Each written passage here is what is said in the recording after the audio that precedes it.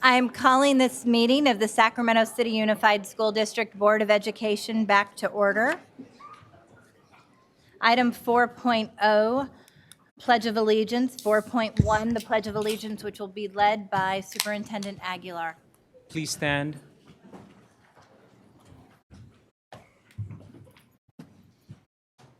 Ready? Salute.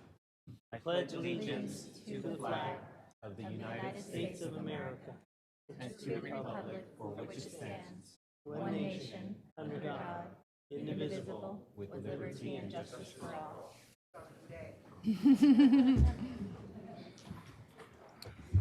Item 4.2, our broadcast statement, read by Student Board Member Ang Olson. This meeting of the Sacramento City School Board is being recorded in its entirety and will be cablecast on Metro Cable 14, the local government affairs channel on Comcast Consolidated Communications and AT&T Uverse. Today's meeting will air Monday, November 11th at noon and Tuesday, November 12th at 7 o'clock p.m. and also webcast at www.sacmetrocable.tv. We welcome members of the audience to address the board. Please complete a speaker form located in the back of the community room and give them to our communications representative along with any handouts you may have for the board prior to the conclusion of the item's presentation. Please speak into the microphone when addressing the board and state your name for the record. Please limit comments during public comment to items that are not on the agenda. If you do comment on an item that is on the agenda, we will ask that you please defer your comments until your item comes up on the agenda. Please also turn off your cell phones or place them on silent or vibrate. Thank you, Board Member Ang Olson. Item 4.3, our stellar student recognition. This night, we have the opportunity of recognizing Joanna Ramirez, a new Joseph Bonheim School student, and this presentation will be done by Second Vice President, Board Member Winnick. All right, thank you. I would like Joanna to please come forward so we can recognize you.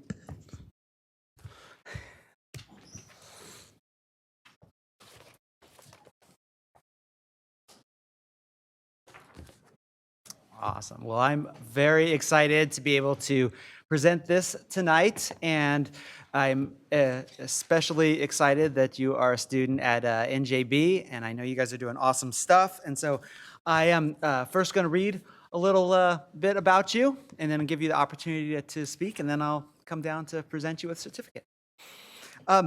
So Joanna Ramirez is a fifth grade student at New Joseph Bonheim School that has gone above and beyond. She has actively participated in 4-H and Nature Bowl. She loves agriculture, science, reading, and learning with reading partners. Joanna has partnered with her sister in winning a gold award at the regional 4-H competition and was in the top 3 awards for Nature Bowl. She has been a kindergarten buddy and mentor who represents New Joseph Bonheim with pride. Joanna demonstrates her leadership daily, and her principal and peers recognize her for her friendliness and her kindness. Her plan and ultimate goal is to graduate with honors at UC Davis and become a doctor who will serve our community. So let's hear it for Joanna Ramirez.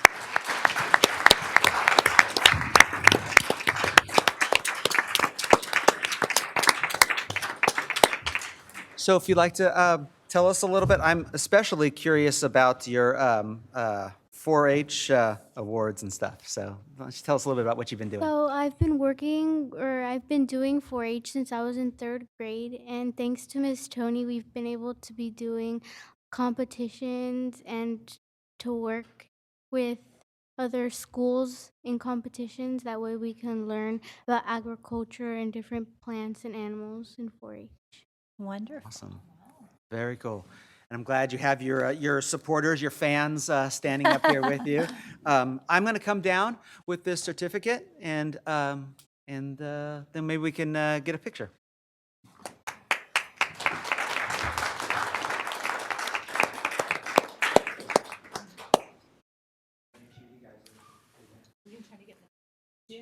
Oh, we can go in.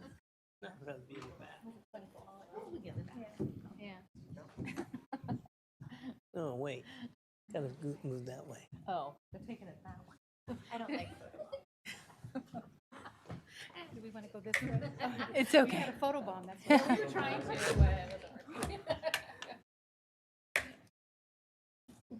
Thank you.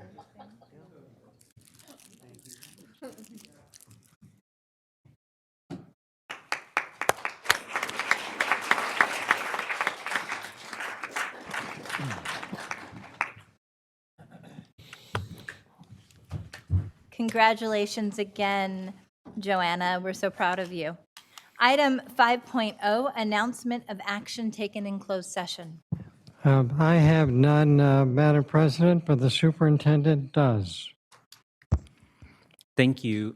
Good evening. I'm pleased to announce that our board, by unanimous vote, approved the appointment of Ms. Kimberly Mackey as our new instructional assistant superintendent.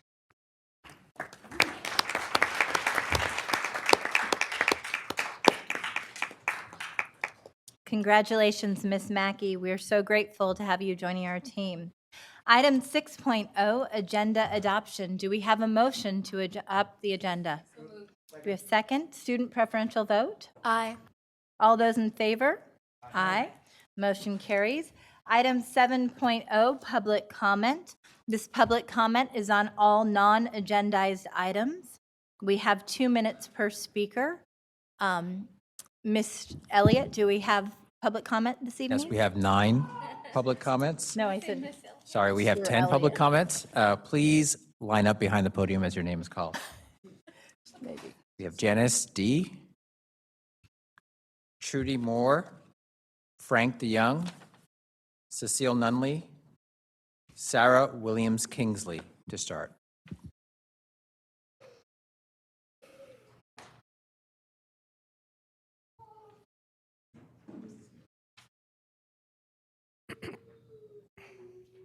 Hi, my Good evening. comments are actually geared toward the unions, who I think have been extremely rude and have not come to the table under several invitations.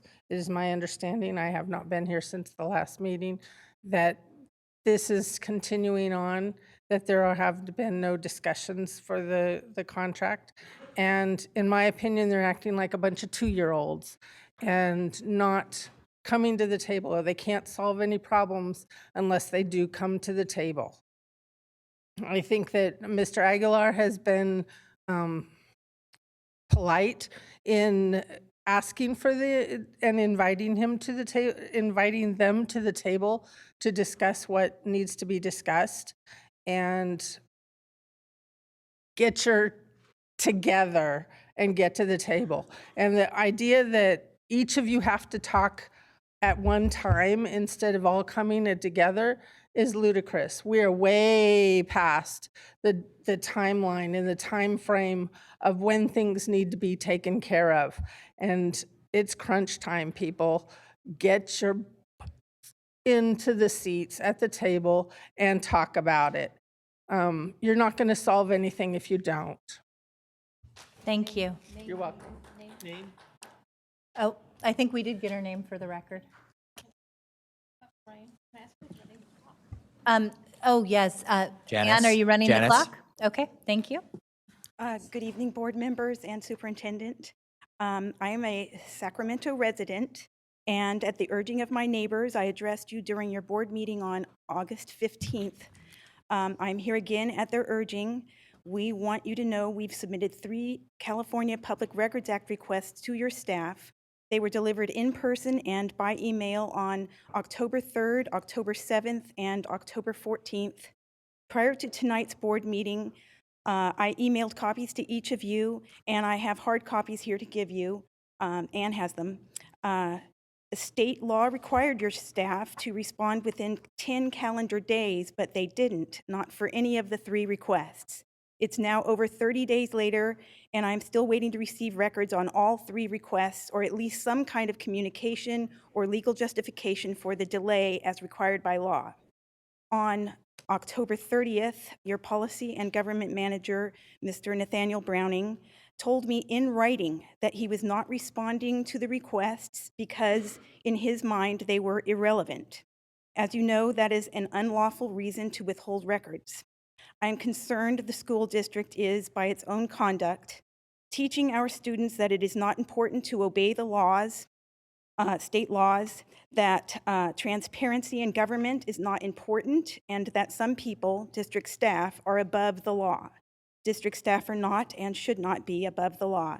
They should obey the law like the rest of us. I hope you will take steps to ensure your staff comply with the law and be worthy of their positions in public service. Thank you for your time. Thank you.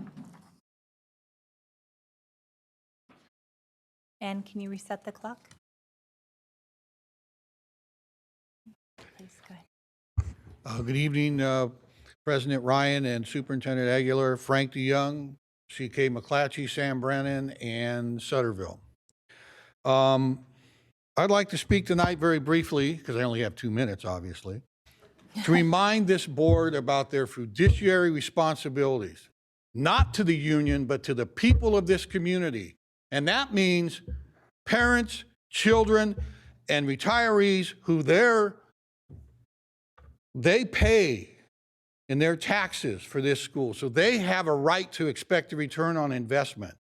We have a right. I don't know how many people have come here and asked this board to stand firm, because we're at a place right now where we are in dire straits. And there are some things that are probably going to have to be done that a few of us who have lived through this before, Superintendent Wu and and Pritchard, Board Member Pritchard, and me have seen what's coming.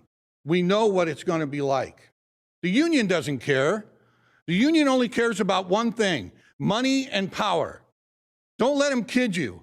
They're not about the kids. They're not about the teachers. They're not about the parents. What they're about is they want their money and they want their power.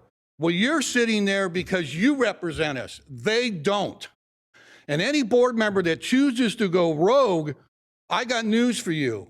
When this is all said and done and the parents are yelling and screaming about what's happening to their children, be sure you remember to say you were part of it, that you felt this was a good idea. And I can't say it any stronger than that. And thank you for your time. Thank you. And if you can reset the clock, thank you. Okay. Oh, good evening. Good evening, Board President Ryan and trustees.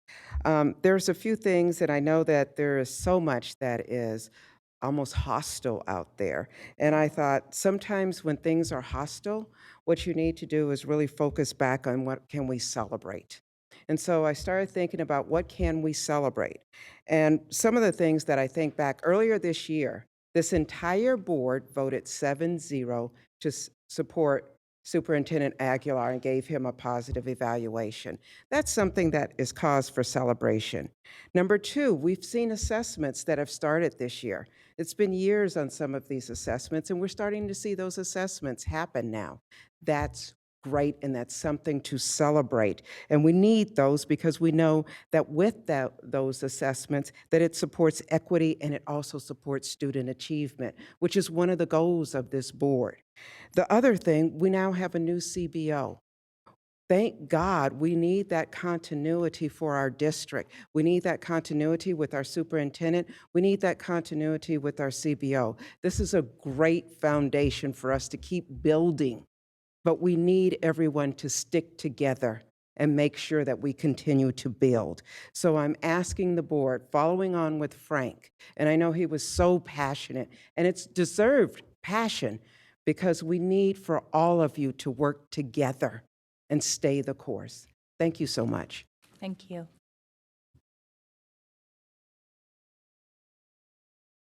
Good evening. I'm Sara Williams Kingsley. I've been before you several times now. I also wanted to come and make a couple of comments that are more positive than negative this time, which is rare, right? Hallelujah. I'm going to start with also praising the assessment plan after months and months of asking all of you to make sure that the superintendent and the staff were rolling out a robust assessment plan that put us in a position where we understood what was happening in the lower grades, and that parents were given tools to assess whether their children were or were not on grade level, and that across the school district we can see how we're doing with early literacy and math. I'm thrilled to know that it's being implemented, however challenging that process might be. My own child had his teacher give him one of the core assessments, and the data was really useful, and I'm really thankful that that is now a tool that our teachers are using. I also wanted to say that our school site council, with 4 new members this year, did receive a school site training or school site council training from district staff, and it was much appreciated and gave us information that we didn't have before and changed our process, which is great. I am unfortunately concerned about 2 things. One is that district email seemed to be down for at least 5 days, and the communication about that was lacking. If you sent an email and it got returned, that might clue you in, but there was no robust communication to let our parent community know that if they had an issue, they should call their school site, and that should have been handled better. And also, the special ed department is down half of their supervisors. So we've got 2 people remaining after 2 left over the summer, and they're handling the workload of 4 people. And you can imagine the things that are falling through the cracks in that situation and the overwork that's happening for those people. We've been asking when those positions will get filled and unfortunately have gotten no progress reports. Thank you, Ms. Kingsley. We have 5 additional commenters. Please come to the podium. Sherilyn Dalton, Ian Arnold, Kenya Martinez, Allison French Tubo, and Bernie Evangelista.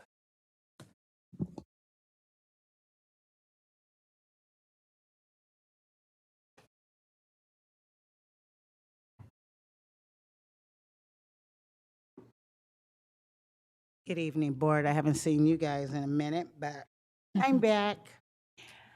I'm a mother from Burbank High School. My children were the ones that was jumped by 30+ children. They're still out of school to this very day.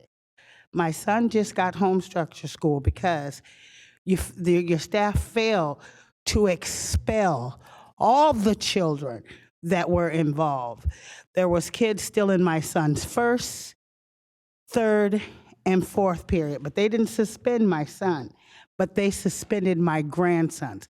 Now, I got a video showing how they got jumped, and a teacher who left them unattended got jumped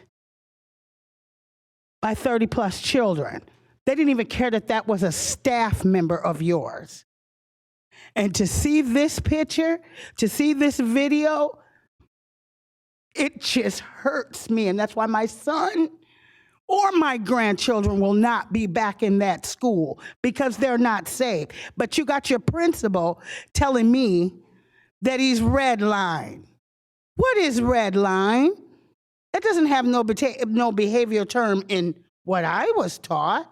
Red line to me is segregation.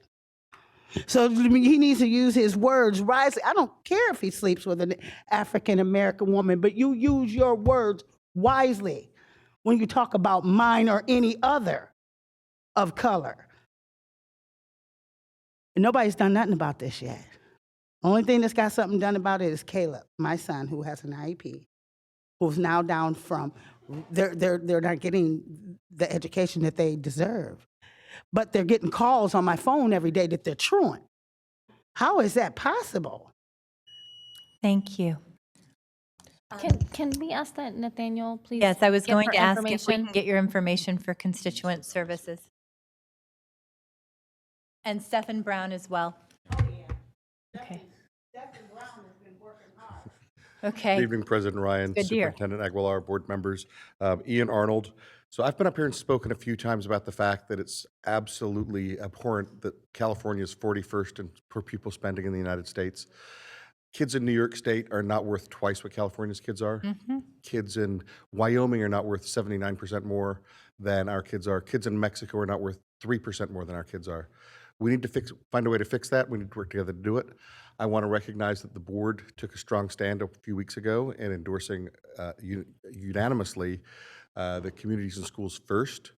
And since you have done that, what I'd like to do is have you all sign our petition endorsing that. I think most of you up there should be Sacramento County residents, and I'll wait over here while it gets passed around. Thank And you. Ian, just one question. If we've already signed that, can we You're sign already- it again? If you already signed it, don't sign it again. Okay, got it. Thank you.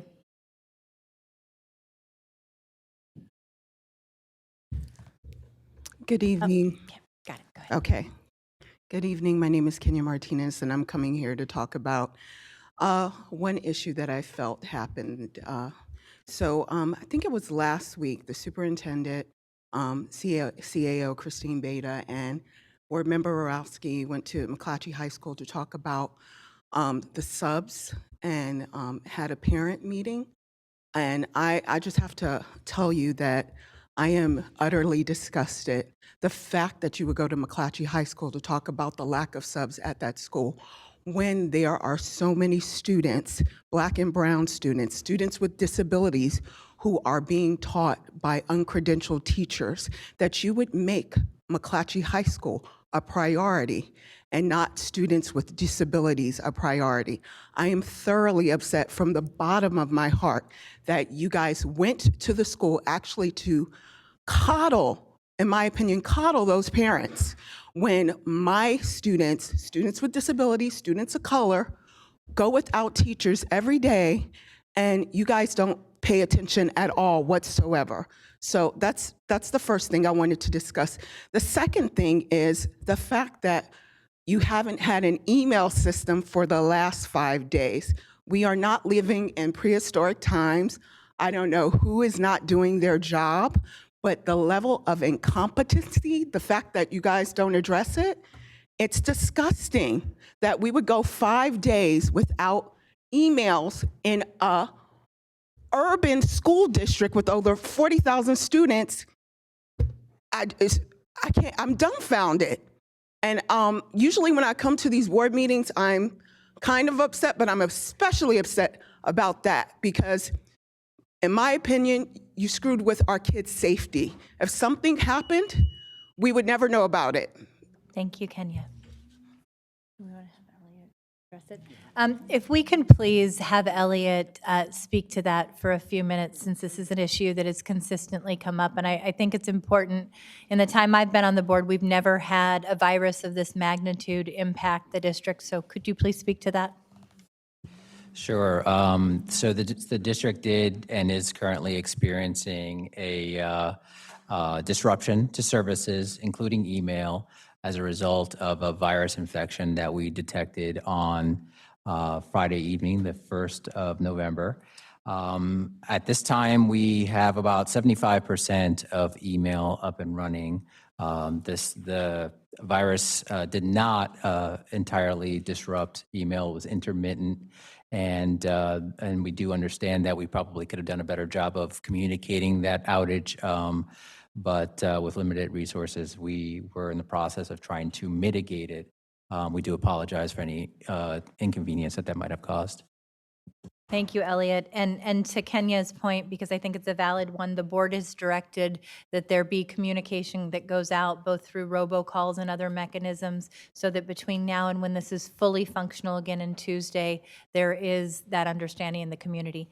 Please, and we're going to reset the clock.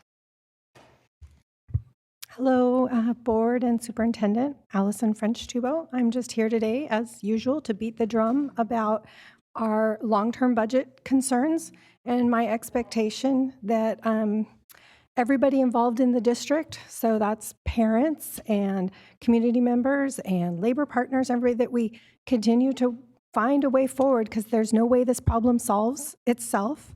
And I would like to ask, especially that the input of the parents and community members who volunteer on all sorts of advisory committees be considered, and also that we use the resources that we have, hired a very experienced chief business officer that I want to say I think this is a positive move forward for us. So trying to keep an encouraging tone but be clear that the expectations are there's a lot of work to be done.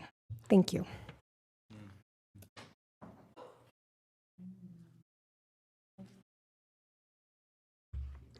Superintendent Aguilar, board members, good evening.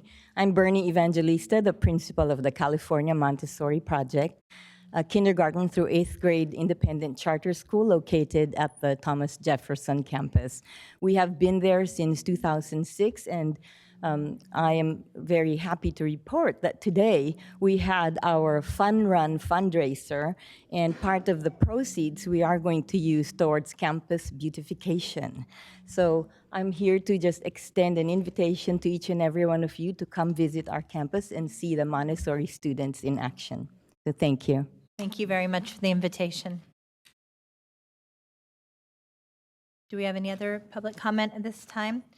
With no other public comments at this time, we are going on to item 8.1, employee organizational reports. I don't have a list of the SCTA topics.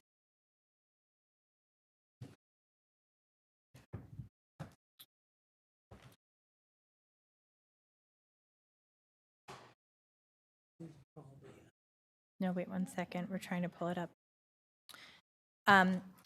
Our first employee organizational report will be provided by SCTA this evening.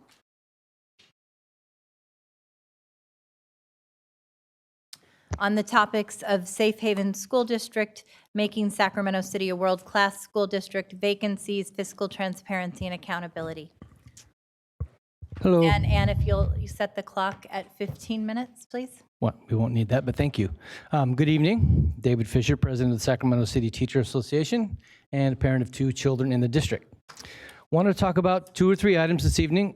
First, on Tuesday, November 12th, at the SCTA office at 4 p.m., we will be providing a training to educators regarding the rights of immigrant students and educators as it relates to the district's safe haven policy and California and federal law, of course. We're very pleased to be working with the Luis Cespedes and the Cruz Reynoso Bar Association to provide this much-needed training and hope to offer it to every certificated educator in the district between now and the end of the school year. Second, in the back, we have flyers and a copy of an invitational letter from County Supervisor Phil Cerna inviting interested parents and community stakeholders to a community forum we will be co-hosting at the former Fruit Ridge Elementary School on December 12th at 6 p.m. It is our belief that if Sacramento is going to truly develop into a major league city, we need to have a major league public school system. That starts with fiscal transparency, accountability, keeping your word, and spending valuable district resources on our students, rather than giving away for for-profit insurance companies. We have a number of ideas for advancing our district, including restorative practices and the implementation of an MTSS program, thereby ensuring that our students receive the education and services particularly tailored to their individual needs. We were also encouraged to see that Senator Kamala Harris will be introducing a bill very similar to our proposal to create opportunities for before and after school programs where parents can enroll their students in schools near their place of work in a community schools model and in partnership with state, private employers, and the district.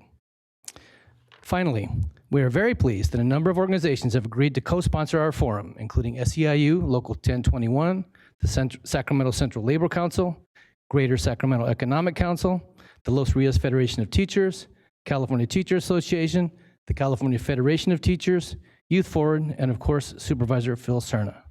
We hope to see a lot of people there on December 12th. Thank you. And Mr. Fisher, you said you have flyers in the back of the room, December 12th? Yes. Correct. Thank you.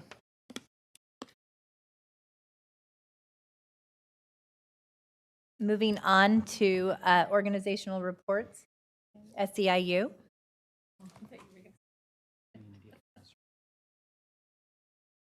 Okay, great. Hi, good evening again, Superintendent Ryan. I'm sorry, Superintendent Ryan. Somebody said it earlier and I just stuck. We're all a little tired Yes. today. Don't worry Good about evening, it. everybody.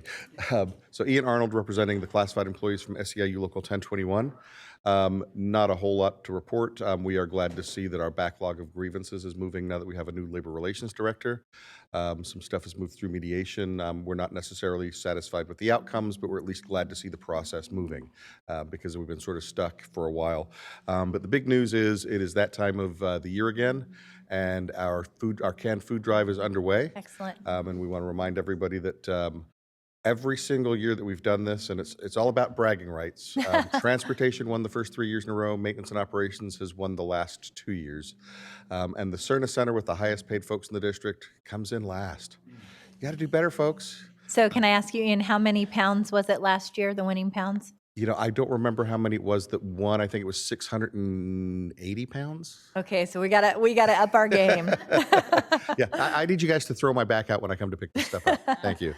Thank you for your partnership. Mr. Ian, Mr. Arnold, I just want to, if you can just be a little bit more specific. I know that in the past you have described the most needy products, things that you think our community needs the most of. Can you maybe just speak Yeah, on yeah. I that? mean, obviously, canned goods, anything that'll last, rice, beans, things like that. We do also accept diapers. So what'll happen is we'll get a phone call and we'll hear that we have somebody who's, been hurt, no longer able to work, is not currently collecting any kind of a paycheck or is collecting very little. And then we'll find out that it's a family of 6. They've got a 16-year-old, a 14-year-old, an 8-year-old, and a 4-year-old. And so we will make the appropriate adjustments to the food boxes we bring them. We attempt to bring, we attempt to bring about 2.5 weeks worth of food and paper goods.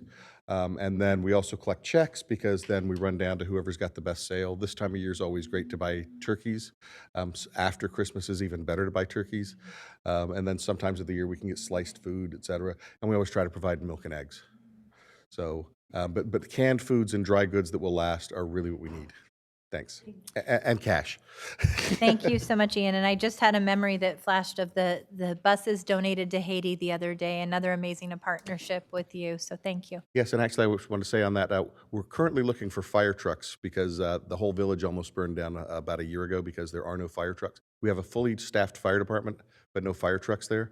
We did have our hands on 2 fire trucks in Ventura County, but wildfire season came back and the state took them back. So we're not going to be asking you for help with that, but we might be asking you to say, hey, they did the right thing with the buses, so let's do the right thing with fire Courage with the trucks. city. Yes, perfect. Thanks. Thank you so much. TCS. Teamsters. UPE. Okay, we have none of those present this evening. Moving on to the district parent advisory committees. Community Advisory Committee.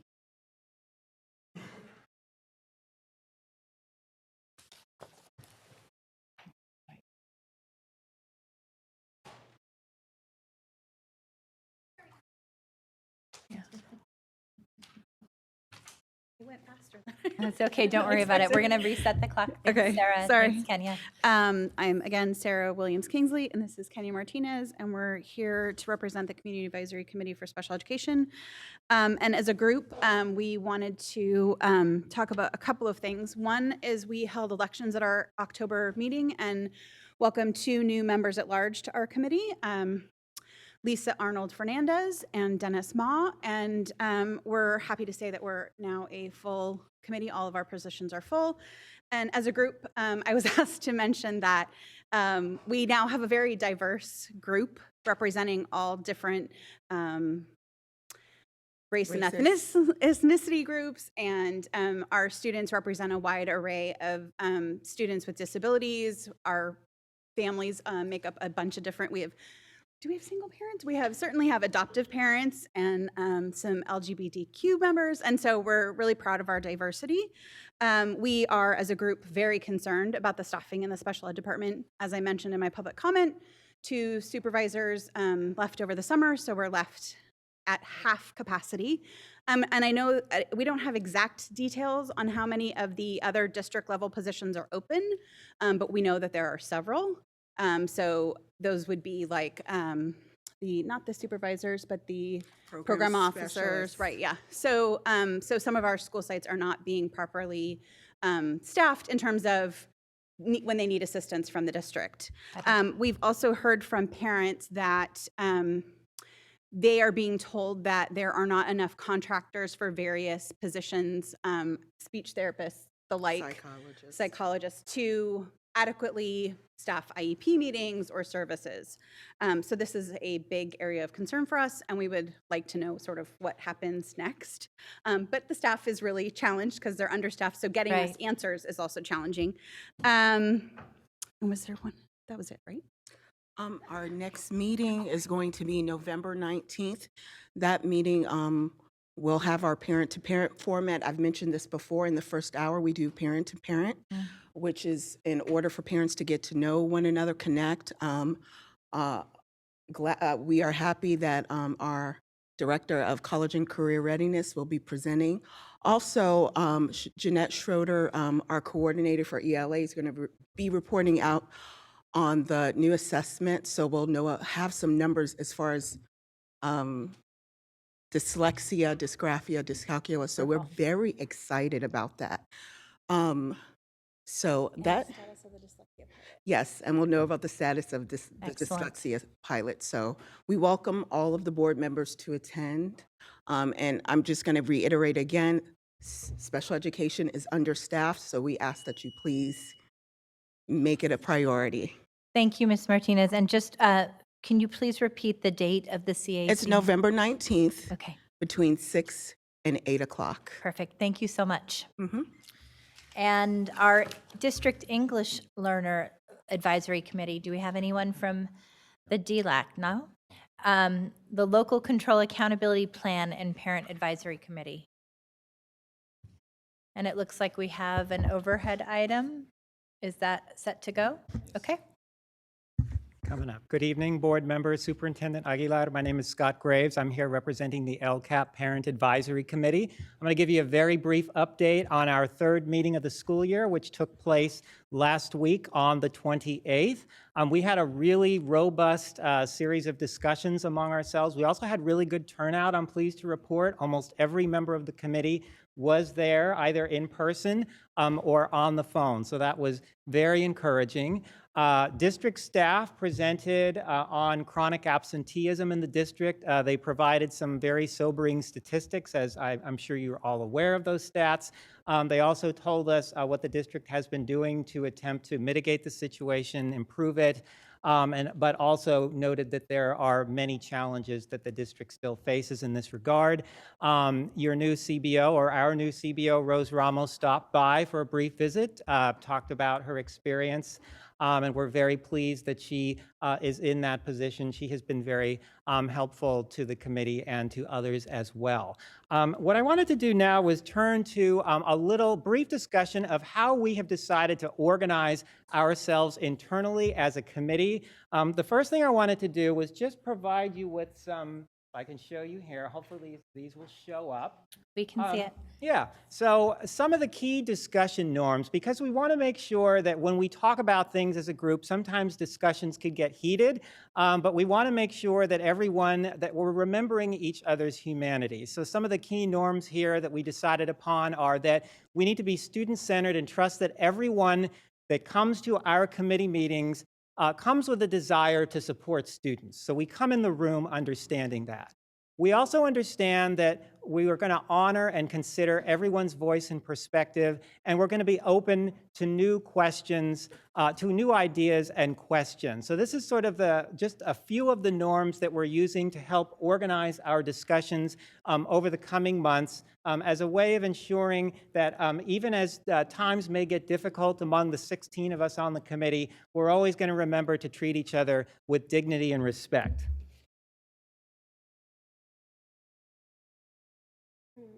I also finally wanted to point out that we had a very animated discussion about a key role of our committee, which is to provide one voice in board communications, including by reviewing the LCAP draft and providing feedback to you, the board, and the superintendent. Among those who have been on the committee for a while, I'm a newbie, this was only my third meeting. The question that came up was, can the timeline for input from our committee be modified to promote more timely feedback? There was concern among those who have been on the committee a bit longer that perhaps our feedback was coming a little too late in the process. So I think you're going to be hearing more about that in the months to come. Thank you. Thank you, Mr. Graves.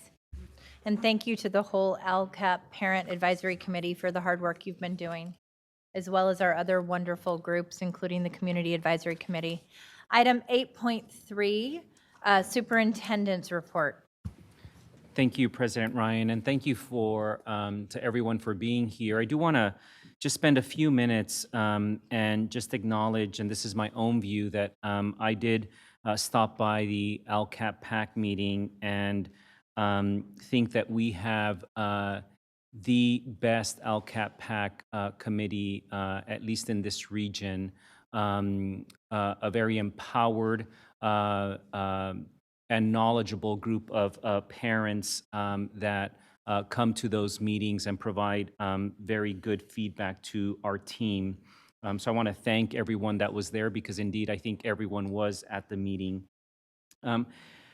Because the focus is on our students, the last board meeting I did talk a little bit about my hope that our community will continue to stand, just as you've asked us to stand firm and united on certain issues, that I want to ask you to stand firm and united in holding us accountable on issues related to student achievement and student outcomes. And it just so happens that the next presentation on the agenda is related to SBAC scores of our students. And I want to just remind, just as Mr. Graves used some of the wording in his commentary, that while you're going to see a lot of data presented, a lot of numbers, that the board and I have always felt that, yes, we will become a data-centric organization, but that behind n sizes and numbers and numerators and denominators, there are individual stories of individual students and families. And so as we prepare to hear from our staff, talk about a summary of our SBAC scores, that you keep in mind that those numerators and the denominators all represent the lives of individual children and their families. And we take that very, very seriously. So if you see 50%, we are thinking about every single student that is in the numerator and the denominator. I hope that everyone that is in the audience at this time will remain in the audience to listen to that entire presentation. We will always celebrate bright spots. We will always celebrate pockets of excellence, if you will, but we will always recognize and stay firm and committed to deserts of despair and areas in which we know that we have to do better, and we expect our community to hold us accountable. First and foremost, hold me accountable as your superintendent, but I think I can speak for the board that we look forward to being in that position of being held accountable by each and every one of you in the audience today. So again, I hope that you will all remain for the next presentation. Thank you so much, Superintendent Aguilar. Item 8.4, the President's Report. I won't take much time this evening.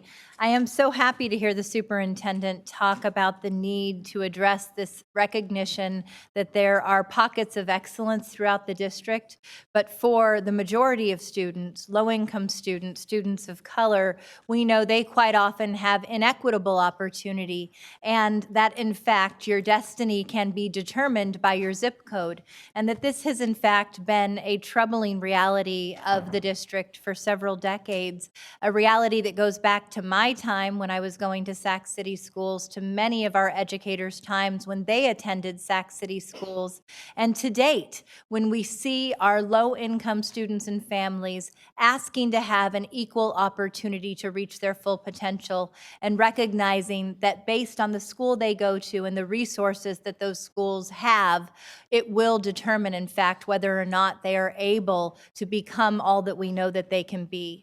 One bright spot has been our elementary athletics, because as we know, while the opportunities in the classroom are critical to student success, it's everything else that makes a full student experience. It's enrichment, it's athletics, it's having access to music and arts programming, often after the school day, that really inspires our children to come to school each day.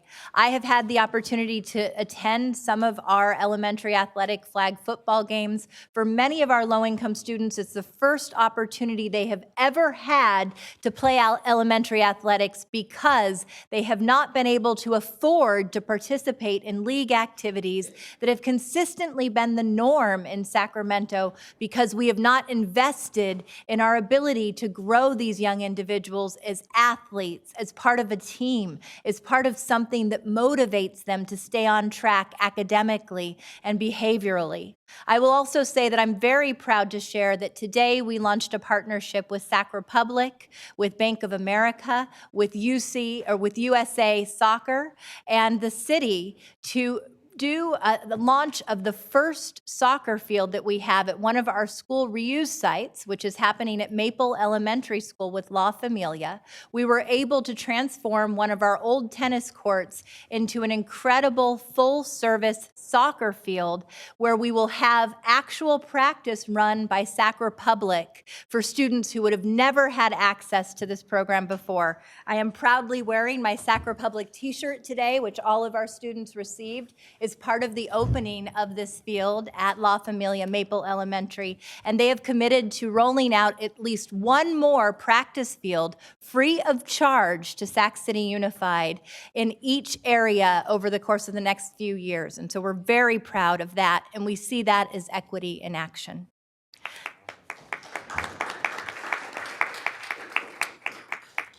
Item 8.5, Student Board Member Report by Student Board Member Olivia Ng Olson. Thank you, President Ryan. On October 27th, last week, Governor Gavin Newsom declared California in a state of emergency due to the effects of unprecedented high wind events that have resulted in fires and evacuations across the state. For many students across our district, this statewide announcement brings back memories of the Paradise and Butte County fires last fall. On Friday, November 16th in 2018, SUSD finally closed after days of already hazardous air quality. The Thursday before, on November 15, the air quality index was 314, and anything above 300 is considered hazardous.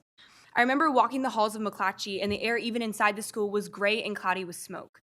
The district kept school in session even when the air quality was unhealthy and borderline dangerous, announcing, "We will be keeping all activities indoors and minimizing the opening and closing of doors. We will also be limiting all physical activities for students." Meanwhile, Sac City College across the street from McClatchy had already canceled school for its students, who are adults. And the American Lung Association states that children face increased risks from air pollution because their lungs are still growing. Along with many other students, each of my classes are on opposite sides of a partially outdoor campus, which involves walking for 5 to 10 minutes to the outdoors between each period. And doors can't be closed if you need to let over 2,600 students from McClatchy High School walk in and out. Students were breathing through their shirts or using thin masks, neither of which are sufficient methods for blocking out the bad air. The New York Times wrote that the state public health department recommends P100 masks and N95 respirators, both of which are approved by the National Institute for Occupational Safety and Health for use by firefighters. No masks were provided for any students or faculty who were breathing the caustic air for more than 6 hours in the day. Schools should have been shut down before that Friday, and it scares me and other students that we are approaching the anniversary of this event last year, and there is no measure in place to prevent this from happening again. We need to have a set standard by which we cancel school, and if we already have one, then we need to revise it, because an AQI of 314 is extremely hazardous, and last year we were still required to go to school on that Thursday. I suggest the district establish a clear policy for what levels of air pollution trigger school closure, and how much advance notice students and parents are given regarding that school closure. The second point I'd like to bring up tonight is still along the lines of student health and school environments. It's pesticides. Some of my classmates and I were recently looking over the student district handbook and student health services and saw the list of pesticides and herbicides used on district campuses. Most alarmingly, Roundup, an herbicide that contains glyphosate, is actively used and has been thoroughly identified by both accredited national and international sources to be toxic and dangerous for people's health. In 2015, the World Health Organization's International Agency for Research in Cancer found that there is a particular association between glyphosate and non-Hodgkin lymphoma. On March 28, 2017, the California Environmental Protection Agency Office of Environmental Health Hazard Assessment confirmed that it would add glyphosate to California's Prop 65 list of chemicals known to cause cancer. In April 2019, the U.S. Agency for Toxic Substances and Disease Registry issued its draft of toxicological profile for glyphosate. The report confirms increased cancer risk from glyphosate exposures. And I understand that this is a complicated issue, not the fact that glyphosate and Roundup are bad, because there's clear evidence for that, but the decisions on pesticide alternatives and different methods can be tricky. We need to obtain the expertise, possibly through toxicology experts, Cal EPA, or California Department of Pesticide Regulation, to identify which products are still effective but minimize the risk to students. But in all honesty, I'd rather have an overgrown field of grass and weeds than be at a higher risk of cancer. So in the case that alternatives may be more expensive or a little less effective, we need to keep student health and well-being at the center of all decisions made, outweighing the manicured look of fields or financial savings from dangerous pesticides. And the same goes for air quality standards. The money lost from canceling school should in no way be a factor in deciding whether or not to keep students and teachers in a school where air is dangerously polluted. These are both urgent issues as California is now in a state of emergency and Roundup is still being used on school sites. And I hope that following tonight, action will be taken on these two matters to improve school environments in the interest of safeguarding student health. Thank you. Thank you so much, Student Board Member Ng Olson. Fabulous remarks. I had actually approached the state superintendent about an air quality index policy last year, as well as the local air board. I would love to have you join me in a meeting and share your remarks to request that we do move together on a statewide policy around this. And then, as you know, we will be addressing the pesticides in an upcoming board meeting, and I'm hopeful that we will adopt a ban. Item number 8.6, information sharing by board members. Do we have any information? Board Member Morawski, followed by Board Member Vang. Oh, followed by Board Member Pritchett. Good evening, everyone. I just wanted to share with you a couple of community forums that we had in the last couple weeks and some of the outcomes from that. So at October 28th, we were at Bret Harte for a school community forum, and I have to tell you, it is a school on the move. There is so much energy around boosting academic achievement, boosting school community engagement, parent engagement, and there's a very active PTA now. So they're doing so much work, and I really wanted to congratulate them for that. We're also launching a Friends of Bret Harte PTA. So it's a way for community members to affiliate with the PTA and support financially. We also had a forum at McClatchy, and I did want to Ms. Kenya Martinez's comment earlier. Kenya? I did just want to follow up and say, you know, I requested to host this forum because of a lot of input that I was getting from various parents. So we had a forum to try to address some of the most common questions and also provide folks the appropriate channels for following up on their questions. So that focused on substitutes and staffing and changes to course offerings. And I'm happy to say that some of the follow-up to come out of that will be options for remediation for students who were behind due to having a substitute for the first few weeks of school. And also a community parent forum that will be scheduled to talk about molecular biology specifically. This was a course that had a lot of interest, so that will be forthcoming, as well as a number of district improvements to share information about staffing. Thanks. Thank you so much, Member Morawski. Member Vang. Thank you, President Ryan. Last Friday, I visited two of my neighborhood schools, and as always, I walked away simply amazed at what our teachers and our school site staff are able to do with the little resources that they have. This evening, that evening, I also posted a statement on my personal page, and I wanted to take this opportunity during my board report to speak my truth and also reaffirm my position. I want to be clear that my statement tonight only represents myself, and it is my opinion. As one of 7 board members, I understand that I have a shared fiduciary responsibility to ensure the long-term financial health of this district and to also hold our superintendent accountable for improving student achievement. Over the past 3 years, I have tried to build and steer the ship to meet the needs of our students and families. Yesterday officially marked exactly 2 years when Mayor Steinberg, our teachers union, and the district officially announced at City Hall during a press conference that we have reached a tentative agreement. While there have been honest disagreements on components of that contract, the changes to the healthcare plan was clear to me that any healthcare savings would be reinvested into the classroom and for additional student services. I voted to support this because this reinvestment was critical for our students. Using the healthcare savings for additional student services was a good idea then, and it is still a good idea now. During my tenure as a school board member, I have seen over and over how our staff simply do not have the resources at their disposal to ensure that every student can reach their full potential. And our students deserve every opportunity. I know that our incredible teachers, our superintendent, and this board have done some incredible work to have gains in this district, but we still have so much more work ahead. I became a school board member.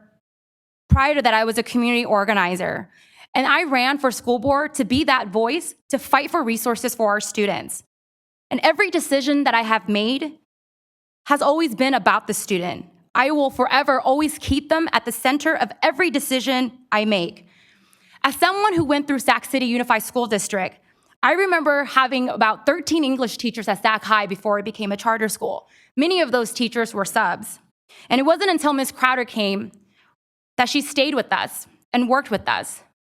As a board member, I have seen the same student population struggle, and I know that they desperately need resources. The physical challenges standing in front of us are daunting, but in many ways, the struggle this district endures are shared by so many other school districts. School districts across California and the US have struggled with diminishing resources. Multiple labor groups have taken extraordinary steps to strike in an effort to protect working families and the students they serve. My message, really a call out to my colleagues, to my labor partners, to our parents and our students, is that we really need to come together. Instead of fighting each other for crumbs on the local level, we need to work together to bring more resources to protect our neighborhood schools. As part of the collective bargaining agreement our board, SETA, and Mayor Steinberg agreed to, we said we will work together in partnership for a ballot measure in 2020 that would provide a steady stream of funding for arts, music, other enrichment activities that we all desperately need. But for this to be successful, for any measure, whether that's a bond, we need to be on the same page and we need to work together. I am committed to rebuilding trust with our community, with our labor partners, with our parents, that we find a path forward to reinvest in our students. Every day we are losing resources in the classroom, and this only hurts our most vulnerable students when we don't implement the 2017 contract that we said we were. The students that suffer are our low-income students, our Black and brown students, our students with disability, our English language learners. Over the years as a community organizer, one thing has always remained clear for me. When our community, and I'm not talking about the board or just labor partners not getting along, but when us as Sacramento, when we're divided, we all lose. And at the end of the day, it's our student that lose, our most vulnerable students. We cannot achieve our shared goals of equity, of social justice for families without coming to the table together. The time is always right to do what's right. And that's keeping our promise to ensure resources goes back into our classroom to protect our neighborhood schools and our students. Thank you. Board Member Pritchett. Thank you, President Ryan.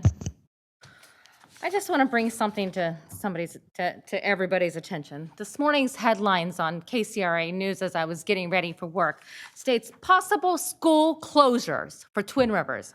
Have you guys seen it? You know about it. You know, this district, Twin Rivers, they claim that they have a $3.8 million deficit and they've made $16.9 million in budget cuts. Twin Rivers is proposing to close 19 schools in their district. That is the district that I graduated from. And in fact, one of those high schools is my alma mater. This is a mix of elementary, junior high, and high schools. Now, I've been on this board for 7 years, along with Member Wu, and I'm going to bring you back to 2013, when we sat on this board and we had to propose to close 11 schools in our district. We were here till 3 a.m. listening to families crying for us not to close their schools. I attended every single one of those community meetings to hear people out. And though the vote did not go the way that I wanted it to go, the way that I voted, we still closed 7 schools in our most neediest areas. If you think this is not coming to us, you got another thing coming. It is coming. It is happening everywhere. Look around. It's not just California. It's happening everywhere. SUSD has a $26 million multi-budget deficit. And thank you, Member Vang, but you know what? No healthcare savings has been achieved. So all this outside noise that we've been hearing has really been a deterrent for us to do what is right. And, you know, I said on this dais before, I've been through 3 superintendents and 1 interim superintendent. And our current superintendent has given this board more information than any superintendent and the community, more information so we can do what's right and move forward together. I want to just say that, you know, I found the sign behind my screen here. Does everyone remember this? We've got to still stand for this, because this is not what's right for our kids, and school closures is not what's right for our students. So I just want you all, and I'll make a promise that I'll do what's right, and I hope that you will all join me on this board and this audience, and for those all throughout our district, that we will continue fighting for our kids. Thank you, Board Member Pritchett. We're out of time for updates, but it looks like we had one more request for an announcement of a community meeting. Yes, thank you. Sorry, I forgot to mention there will be a community meeting on safe routes to school. It's focused on the Land Park, South Land Park area. It's hosted by Councilmember Steve Hansen and myself, and that's at Sutterville, November 12th at 6 p.m. And you can find it on Eventbrite. Thank you, Board Member Morawski. Item 9.0, Board Workshop, Strategic Plan and Other Initiatives. 9.1, Student Achievement Presentation on the Smarter Balanced Assessment Consortium. Tonight's presentation will be conducted by Ed Aldridge, Christine Beta, and Vincent Harris.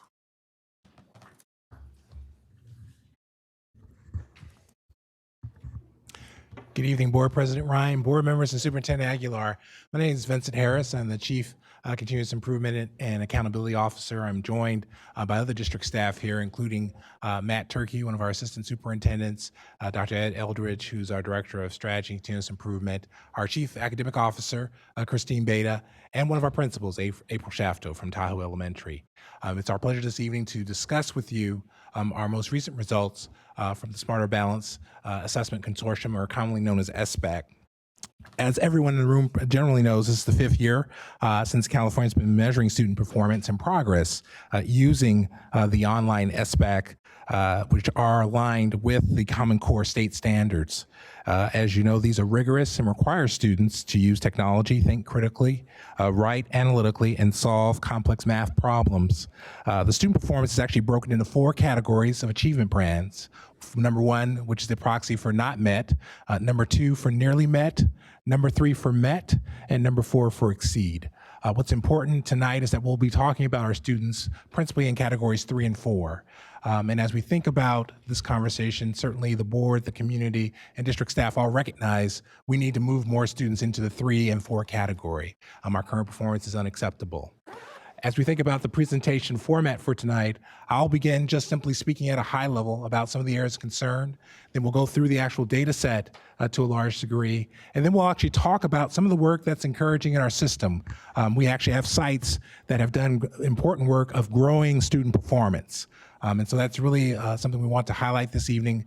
And then we'll wrap up with Principal Shafto giving a sense of some of the emerging system work, where you'll see some of the bright spots in our system and our general effort to scale that work throughout the system.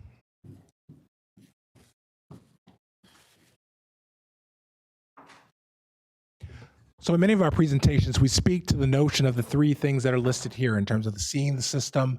System's perfectly designed to get the results that it gets.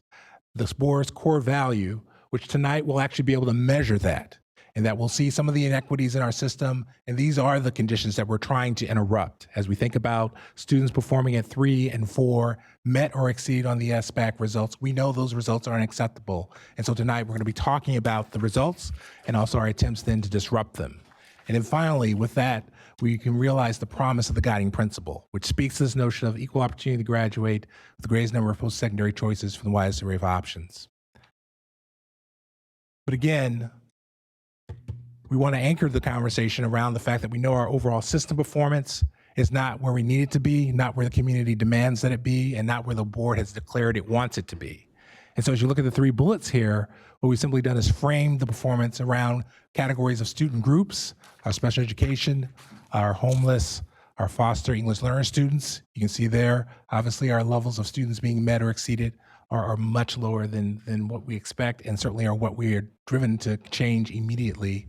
And as we think about gaps within the system, we may have long-standing gaps. And I want to be clear, the point here isn't just to talk about the gap, but to talk about even when you look at the students at the higher end, in this context, white students, that performance is still unacceptable to us. Because obviously our goal is for all students to be met or exceeded. And then finally, as we benchmark our performance versus the county, state, and comparable districts, we see that we're kind of in the middle, lower middle, depending on the metric. And that's a key measure for us long run to see movement over time. And that's what we're committed to as district staff.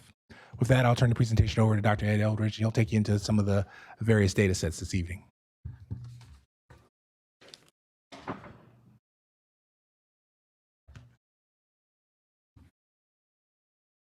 Good evening. As another way of helping to see our system, we reviewed our district's performance as compared to other districts with whom we collaborate, neighboring districts, and the performance of all schools in Sacramento County and the state. A quick glance at the ELA and math results for selected large urban surrounding unified districts revealed that SUSD falls in the bottom third of our comparable entities. Now, while there's a lot to do, our district did make a 3 percentage point gain in ELA performance, which is one of the highest in our comparable entities, and we also made a 1-point gain in mathematics. In this and the next few slides, we're going to highlight the results of our view of year-over-year SBAC results. Just as a point of reference, where positive year-over-year growth is identified, you will see the results highlighted with a shaded box around them.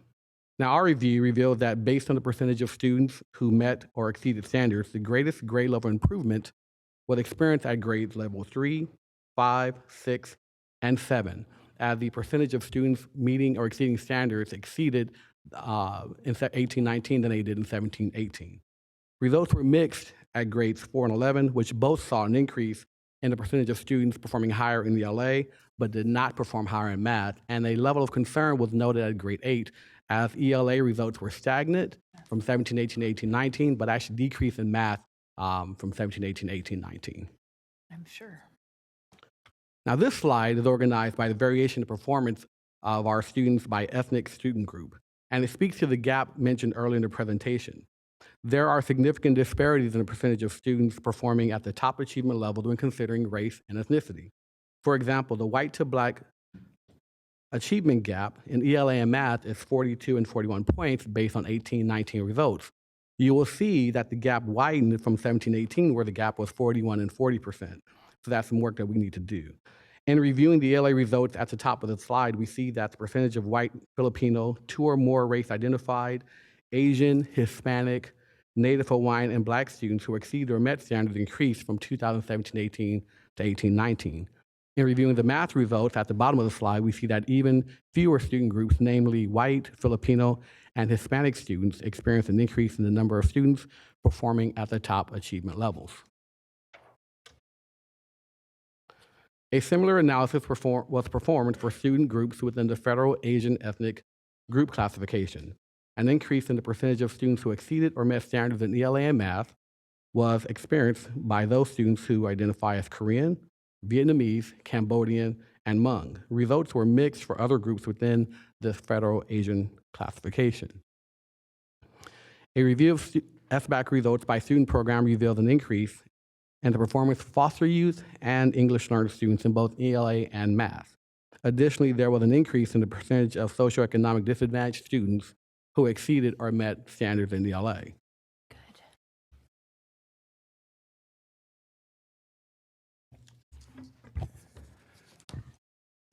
The next slide is really meant to drive home this notion of all students.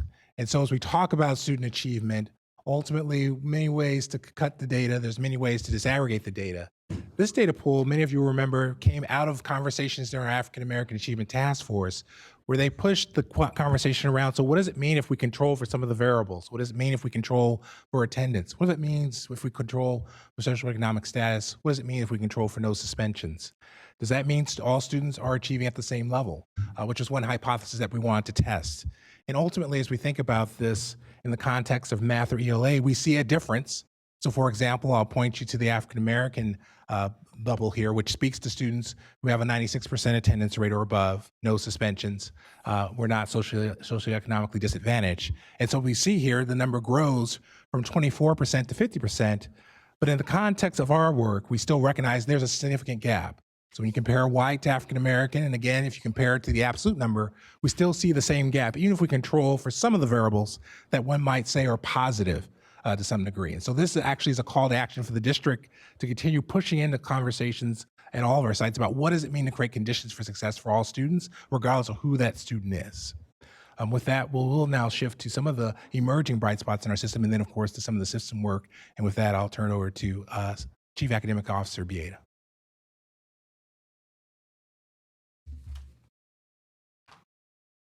So clearly, I will just start by saying we have work to do for all of our children. When we look at achievement, it's easy to see that we are underserving most of our kids. But we need to look at, as Mr. Harris stated in the beginning, where are we finding the disruptions in the system so that we can start to look at growth and look at those bright spots as places where we know that some of the steps that we're taking to intervene and disrupt what we see in our patterning are really happening. So looking at growth is a really important metric to be looking at in addition to just analyzing achievement. Achievement is our public narrative, and we know that that is what is front-facing. But as a board and as a community and a system, we also need to be looking at, understanding, and analyzing growth.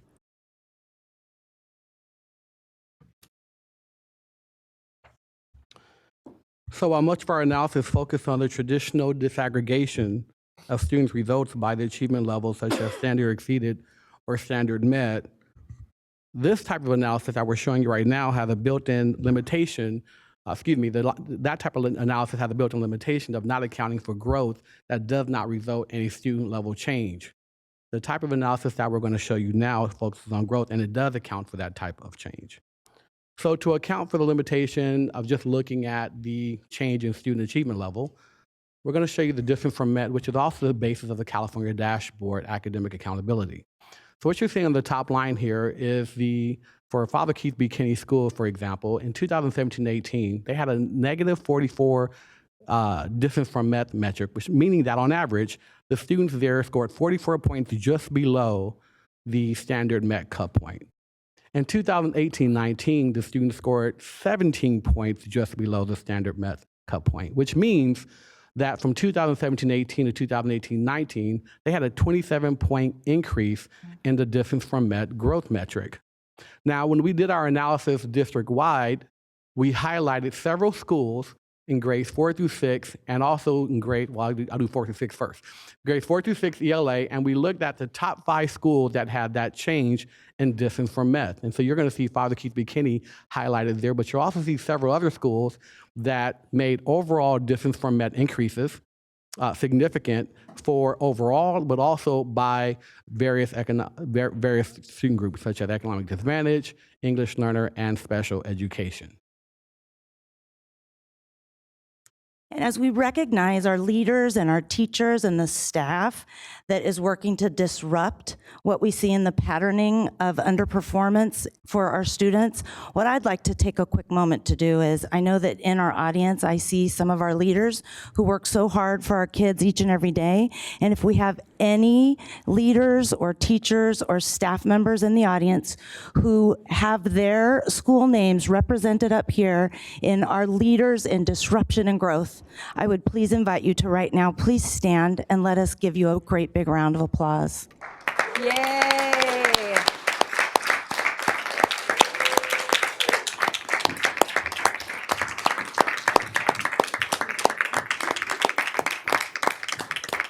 Again, we know that achievement is our front-facing data, and in a high poverty district, when you look at our achievement and the work that we're doing, we don't often get opportunities like we do with growth to stop and celebrate the disruption in the work that really is taking place on our sites.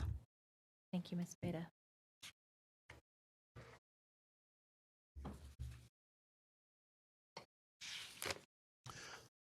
Similar to our analysis for grades 4 and 6, we also performed an analysis for students in grades 7 through 8, and we found that Albert Einstein was recognized as a top school for distance-from-med growth in ELA and math for all students and for each of the identified student groups.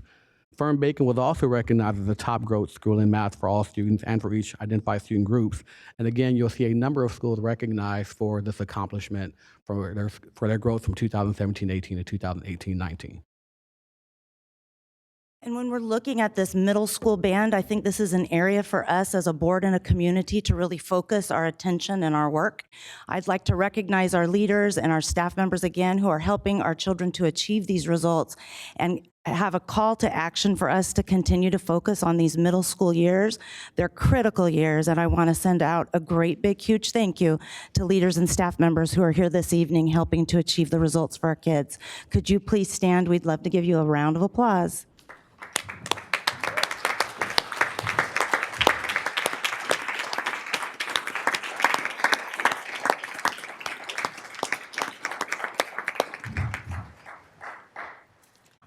Middle school is a really important and really tough space. And now, speaking of our fabulous leaders, I'd like to bring up Miss April Shafto from Tahoe Elementary School. This is my mother's alma mater, and it's my mom's birthday. So it's an absolute honor to have April come up and share with you some of the systemic work that is helping to lead this disruption.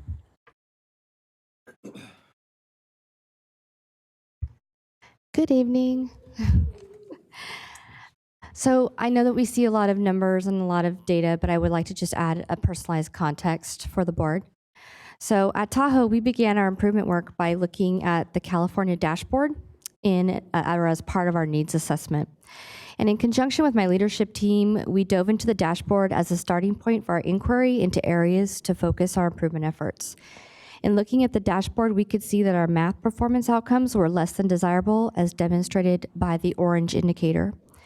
It was clear to us that we had a need to really focus on math. From here, we had more questions about our math performance as a site. We wanted to know how each grade level performed independent of the summary data, and we were interested in digging into more specific data in terms of our student groups. This led us to the PATI, a district tool that provides site leaders additional lenses for looking at data. As you can see here in the district PATI snapshot, the PATI allows us to see the performance of the district's 3rd through 6th graders on the SBAC. It illustrates that the number of students who met or exceeded standards was 34% in the first data set. It also shows us in the second that the number of students who did not meet or nearly met standards is at 65%. Further, it shows that 36% of students grew by 1 or more achievement band, and that 76% of the district students maintain their status as meeting or exceeding standard. Finally, and perhaps most importantly, we can get a better look at how disproportionately our student groups are represented within the meeting or exceeding achievement band by looking at the disproportionality tab for this data set.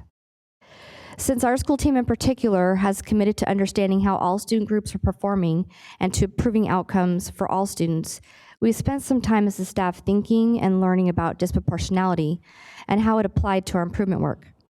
By studying this tab within the PATI, we were able to see a table, much like you see here, representing the district data.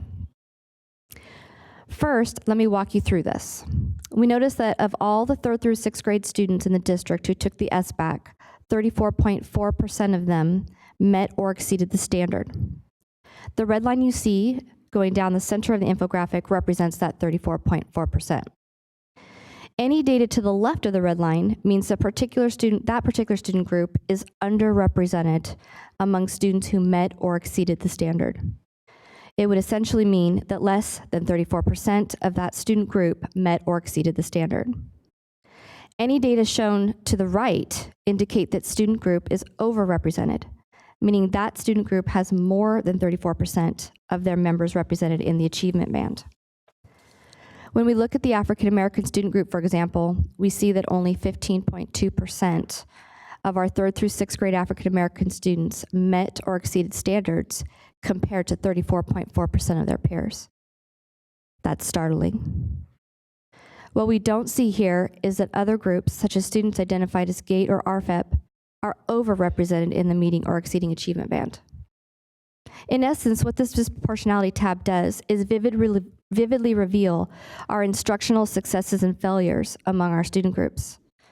For Tahoe, our disproportionality data helped my staff and I better understand and identify where we were struggling to impact in a positive way some of our most disadvantaged students. With this information, we began to look at our system to try and identify what was happening at the ground level that was within our sphere of impact that was actively contributing to poor student outcomes. Over several months and working in partnership with my leadership team, my staff at large, and site council, we identified what we thought were some of the most significant root causes contributing to poor student achievement and disproportionality among our students. We prioritized these and began to narrow our focus towards the creation of an aim statement that would address our greatest area of concern. We drafted, we redrafted, I pulled my hair out, some eyelashes too. We revised and edited until together we came up with an achievement aim that was measurable, specific, time-bound, and attainable. We wanted to be clear in our aim. We wanted to make sure that we knew what we were trying to accomplish. And we wanted to make sure that the change we implemented, we would know that it showed improvement. This became our first goal in our school plan. For Tahoe, the process of implementing improvement work has really been more of a learning journey. Together with our staff and school community, we've learned to look at our failures as opportunities to study what went wrong and learn from these mistakes. This has been difficult. We've learned to use different lenses to look at data so that we can more easily identify and call out specific areas on our system where we can frankly do better. We've learned to question, consider, and research in order to disrupt these systems.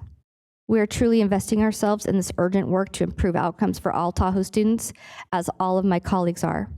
And we will continue to do so as we implement and monitor our achievement goals. Thank you. Thank you so much.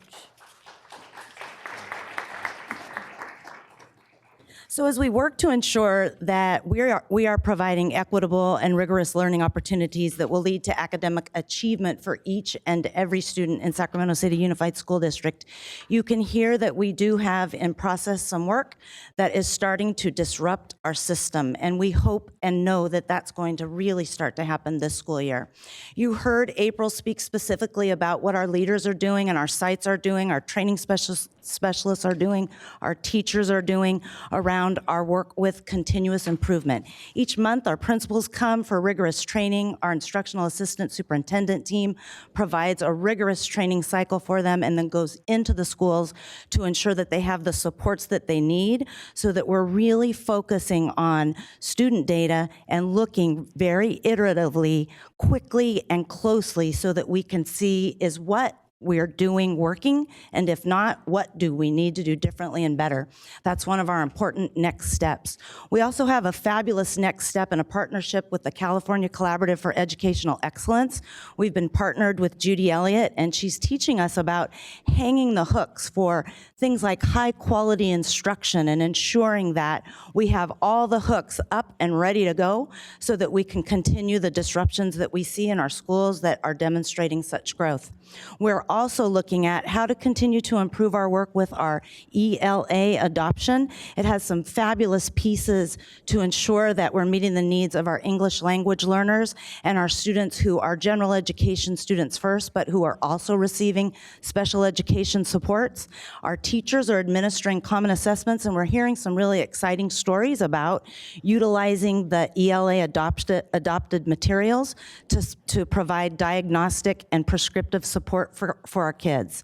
So we're really looking forward to continuing to disrupt, continuing to see more growth, and hoping that all those pieces move forward with our public data in achievement continuing to look more and more like what we know we can do in Sac City Unified. We'd like to turn it over to the board now and answer any questions that you may have. Before we take board member questions, we're going to take public comments. Elliot, do we have any public comments at this time? We do have one from Sara Williams Kingsley. Okay.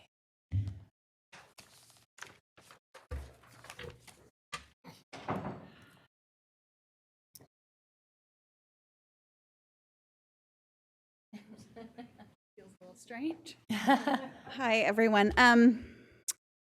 I'm here because my own child's school had the greatest year-over-year decline of any school in our district this year. I've been up here talking about my child's school over and over now for several months.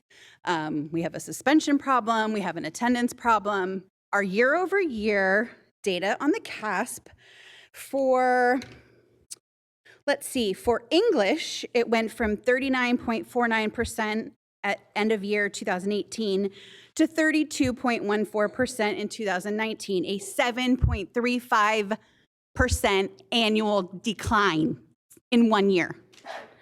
And in math, we went from 38.85% standard met or exceeded in 2018 to 30.3% in 2019. Ms. Kingsley, will you remind us of the school that your son is My at? child attends Isidore Cohen Elementary Cohen, School. thank you. It's a small school in East Sac, has an enrollment of about 270 kids. 25% of our students are students with disabilities. 25% at least of our students are Black. Several more percentage points are other brown children. Our free and reduced price lunch is at 86%.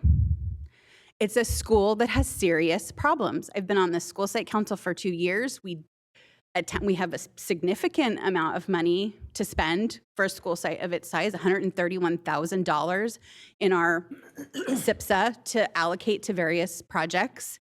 We are not seeing progress. And I know that our school site is a part of the MTSS pilot project, and I'm on the school site council, but I want to, yes, you're promoting the schools that are seeing increases, but I want you to know that there are schools that are not seeing those increases. Thank you, Ms. Kingsley. And I think when we get to our board member questions, we can address some of that. Thank you. We do have one additional comment that just came in from Allison French Tubo.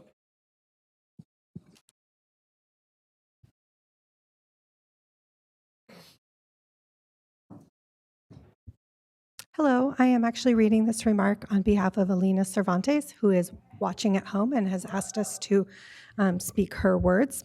So as she says, many parents are watching live from home and are asking me to speak. Here's my 2 cents. May Vang, how dare you use Black and brown children in your campaign speech tonight? You told me you would always put our children first, and we all know that leading us over a fiscal cliff is not that. We all were waiting to see how long it would take for SCTA to flip you once you announced your run, and it didn't take long. I guess if you win your city council race, you won't be around to clean up the mess. Parents will remember how you sold out our kids. So we'll take board member questions and comments now. Board member Pritchett. Thank you, President Ryan. I just wanted to address Sara in regard to Isidore Cohen. Isidore Cohen is one of my schools in Area 3, and I'm very familiar with what's happening there and keeping tabs. But I do have some questions from staff in regard to schools like Isidore Cohen. So Isidore Cohen is a very split school, very diverse school. In fact, they have a GATE program there. But I want to know in regard to the study and how those numbers fluctuate. Isidore Cohen has a great amount of transient students, and a lot of that is based on a lot of apartment complexes that are right around Isidore Cohen. And I've worked with the principal over the years and had conversations about the apartment complex will get a new owner and they'll go and evict all the families, and then we have families coming in and out. We just, over the years, for I think as long as I've been on this board, we've had a lot of discussion about transient families, and I want to know, how does that reflect in these numbers that you're reporting? And if we can pause the clock. So per this new board member format, we have 15 minutes total for board member questions. So if you can pause the clock and then respond. Ultimately, your point's well taken on transiency. Now, it's not a filter we have as a part of the standard presentation, but we do study it. So let me promise that we'll get back to you through a board communication that provides a more detailed breakdown. But I would assume that number that Ms. Kingsley was reporting is really, I mean, that number would fluctuate because of the transient students. Is that correct? there'd be an element of impact. But, Yeah. but I certainly wouldn't speak to it being all causal. On Right, that and one. I appreciate that, and I would love for you to come back with a future report. I appreciate Ms. Kingsley for keep bringing it and just keep fighting for those students. Thank you. Thank you, Member Pritchett.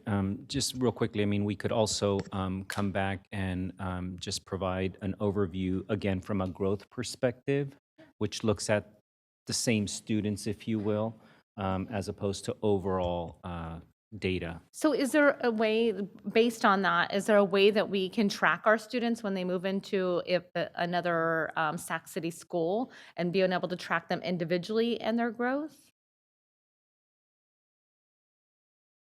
So as part of a BC, we can provide the growth analytics that we just shared for students who have were mobile during the previous year. So we can see if a student had more than one school, for example, in the 18-19 school year, and then rerun that analysis to account for their growth. Okay, and not completely related to those numbers, but I guess something that I would be interested as well is like how many students, in regard to the schools that have high transient students coming in and out, how many of those students are actually staying in our district and how many are moving out? Because as you know, Isidore Cohen is right on the border, and those parents have a lot of options. They can send their kids to the Cordova schools or the Folsom Cordova schools. They can send them to San Juan or they can send them to Elk Grove. It's just a matter of really 5 minutes right over the river or 5 minutes down the road. So I would like to know how many of those students are actually staying in our communities. Thank you, Board Member Pritchett. I know we'll be gathering that data. Board Member Minnick? I don't have a question. I just wanted to thank you for bringing these positive points of data to us today, and to see how many schools are having this, having some movement forward, which I think we need to really appreciate. And I especially appreciated all the site staff and site leaders who came. I saw like Mary and Manuel and Rosario and Twan and Matt and a bunch of others. The fact that they came out tonight means that we really want to highlight and celebrate the things that are going well. And so I really appreciate it. It's nice to hear some of this and look out and see some of those people that are making it happen. And so thank you for bringing this, and in a situation, in a time where we hear a lot of negative stuff, sometimes it's easy to forget all the cool things that are happening. And I'm reminded a lot of times when I go places and parents or friends of mine will say like, "Oh, how's it going on the school board?" I'm like, "Oh, it's a little rough." And people are like, "Oh, really? What's happening?" And then I realize that like there are plenty of people that are having these positive experiences with their kids at our sites and aren't thinking about all this drama, right? And I always appreciate when those people don't know what we're dealing with. So it's nice to have these positive moments. So thank you for bringing that. Thank you, Board Member Minnick. Board Member Garcia? Yes, thank you. I too want to thank you for highlighting some positives in student achievement, and then also celebrating all the hard work that's happening at school sites, right? But I did want to maybe ask if you can maybe share a little bit more when you unpack this data. If you can share sort of what are some of the differences or what are some of the impacts that are causing a difference in terms of an increase, and maybe what sort of things are you seeing when there's stagnation, and what are you looking at or what are you seeing in terms of a decline? Because, for example, by grade level, there's been some decline in 11th grade, as well as other grades. And also, I noticed that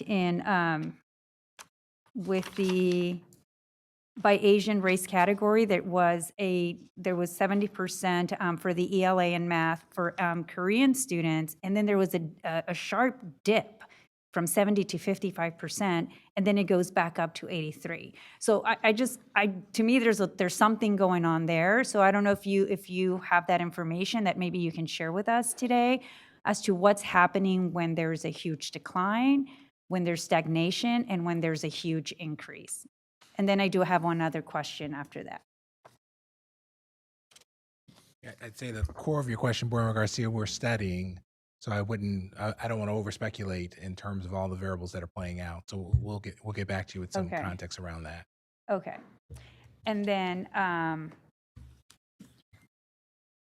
when would that happen? When do we get to hear sort of what's behind all this and how you're analyzing the data in terms of all these, the movement? Right. So, ultimately there's a series of things that play out, right? Some of this is school-wide analysis that we're doing. And so that's why we focused on our concluding comments about the ELA adoption, because we're certainly seeing some positive attributes of that. As you speak to kind of individual case studies, that actually requires another layer of analysis to try and tease out exactly the matched students and their experiences, kind of, because of course at a summative level, there's lots of stories underneath. We've heard that tonight, right? Some schools are up, some schools are down. We have more, obviously information around some of the schools that are moving, because obviously we've been in contact with those principals. The schools that are declining, there's a host of things that we're looking at. So I would say within probably, the next 2 to 3 weeks, we may be in a position to offer, again, some greater insight on the overall data set where we're seeing the declines. But again, obviously it's a study that we have to do, and so we're making time to do that. So we present to you data points that are credible. Okay, great, thank you. And then my last question, what do some of these disruptions look like in the classroom? I'm trying to visualize that, and I just don't know what that looks like.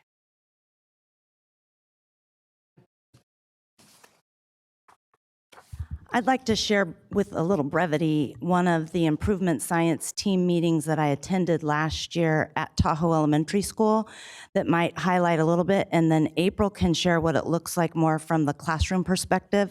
But what's happening is teachers are agreeing on a skill set that they're teaching children specifically in math. Was it Claim 1? In Claim 1. And so the teachers teach this, they agree on how they're going to teach. They do it for the entire week. They come in together and then bring in an assessment. They call it a ticket out the door. It's an agreed upon item that they agree they'll give the children that assesses this skill. And then I sat with them and watched them. The training specialist was there, but Ms. Shafto was really the grand facilitator in helping the teachers to analyze the errors as well as the correct responses and mindsets around math. And then they made decisions about what to do with each group of learners depending on what they needed next, and then went back into the classroom for the next week to do that specific targeted work for the children, and then came back again the following week with additional assessments to discuss and decide on what the next learning steps would be. That is a powerful disruption that is that's really spreading this year. Some schools were jumping in last year, but that's really moving through our schools this year very, very strategically. It's a little bit like the terrible fires that Ms. Eng was talking about, but in this case, they're really positive, and it's a nice storm. But Principal Shafto can speak to what that looks like a little bit more, I would say, from the classroom perspective. She did a very good job.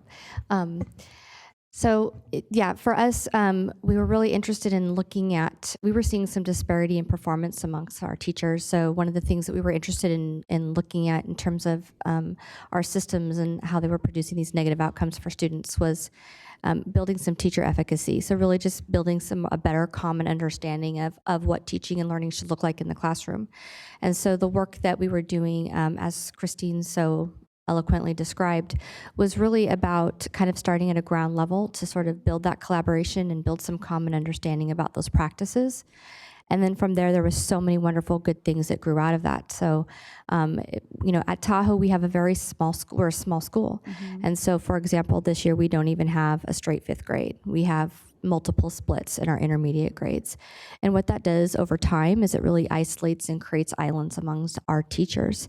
And so this process of improvement work has really helped reinstill the collaborative process, because even though you might be teaching a 4-5 split and I might be teaching a 5-6 split, we can still talk common language about improvement. And we can still talk about what change ideas that we're going to put into play. It might look different in terms of standards, right? But the change idea itself is going to be common. And so now we're speaking a common language when we come together and we look at the work that the students are producing, and we can calibrate that work together and we can bounce ideas off of each other. So really it has been a very fruitful and amazing, like I said, journey. We're still on it. We've gone an inch. It's 10 miles, but there's all these subtle nuances within the work that creates the disruption. Not just the change idea, but all the pieces that sort of click along as you go.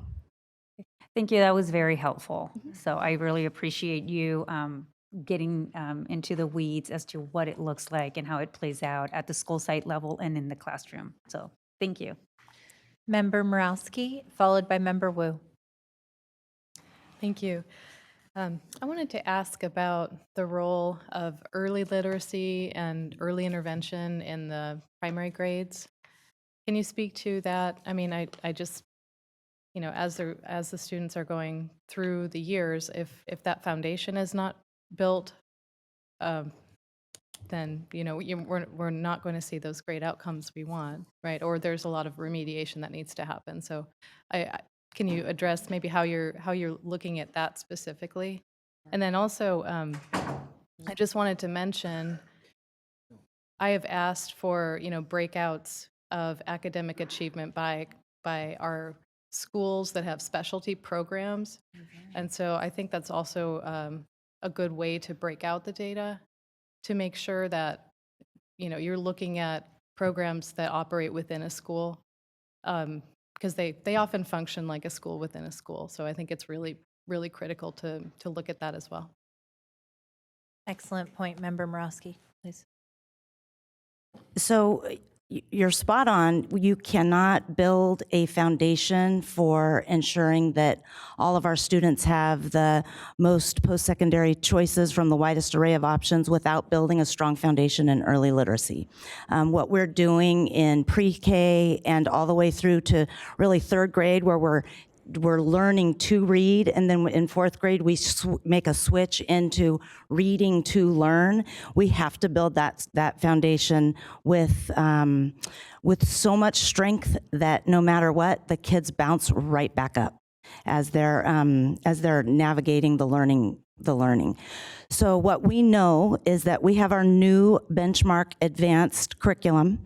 We know that we have our common assessments that are really putting out information on phonemic awareness, phonics, sight words. Our teachers have more prescriptive information and are able then to provide more targeted instruction for kids than we've been able to see. And the other piece, when we talk about across a district, we can now look to see how our children responding to the learning and what might we need to provide as far as professional learning and additional supports to ensure that the phonemic awareness, the phonics, all that early literacy is being built really strong. We cannot build if we're building it on quicksand, and if we're building literacy that's not strong in those early years, that's what we'll build on. So that's a very important place, and I know that Principal Shafto had something she wanted to share. To your point, I just wanted to add that I have the pleasure of working with many talented colleagues, and I can tell you that we have many areas that we're working on in tandem. So, for example, while our number one SIPSA goal at the moment is math, we also have a goal around foundational literacy. And so at my site in particular, our primary staff is very focused on PDSA cycles around phonics specifically and time on phonics instruction and differentiation. And my intermediate is focused on our math improvement aim. So I think that there's multiple things happening at sites all at one time. So we're going to have to do learning sessions. Thank you. Board Member Wu. So congratulations on those schools that are doing well and doing better. What are the plans that we have for taking it up for those schools that are failing or not doing as near as well? Those who are falling below statewide standards. Ms. Beta? Well, we're sharing with you some of the disruption that we're doing as we're continuing to work through our improvement science work. All of that begins with those needs assessment, and I think that Principal Shafto led us through what that looks like in looking at and analyzing the data. I think she also brings up a really good point, especially in our elementary segment, where we're building that foundation to learn to read and to learn all of our foundational math skills. In our elementary segment, our teachers are working to learn and to build it all. And so we heard about a school where we know that we have concerns. All of our schools are engaged in our improvement science work. And in all of our schools, we're looking at what does growth look like at those schools and working to ensure that they have the supports, including the work with the principal that we're doing on the monthly basis. And then principals are continuing to help teachers to have their collective time that they have each week. And we know that collective efficacy, that work that they do together, is one of the most powerful times that teachers have to continue to build their work. And we're going to keep working to make sure that that time is strong. And for our schools that are failing, we need to really be continuing this work and continuing to support our leaders and our teachers. But it's a concern, Member Wu. It is a deep concern. Thank you. You're welcome. Thank you, Member Wu. I have a couple of questions, and then Superintendent Aguilar has a final comment. So I'm looking at slide 6, and I have to tell you what's very troubling to me is looking at our lowest performing subgroups being Black or African American and Native Hawaiian or Pacific Islander, both for percentage of students who exceeded or met standards in ELA and in math. I think that we have, a great deal of data that bears out these statistics. I know that we have an upcoming presentation that will talk about, in particular, the crises for Native Hawaiian and Pacific Islander students. I'm going to be bringing a report to the board that we're doing in my day job for the Campaign for College Opportunity, analyzing the educational inequities that are facing those populations in particular, and we'll be releasing them in the coming months. But my question is, because of the level of disparity that we're seeing for these two subgroups, are you beginning to develop a plan based on where you've seen other districts who have actually been able to defy those odds?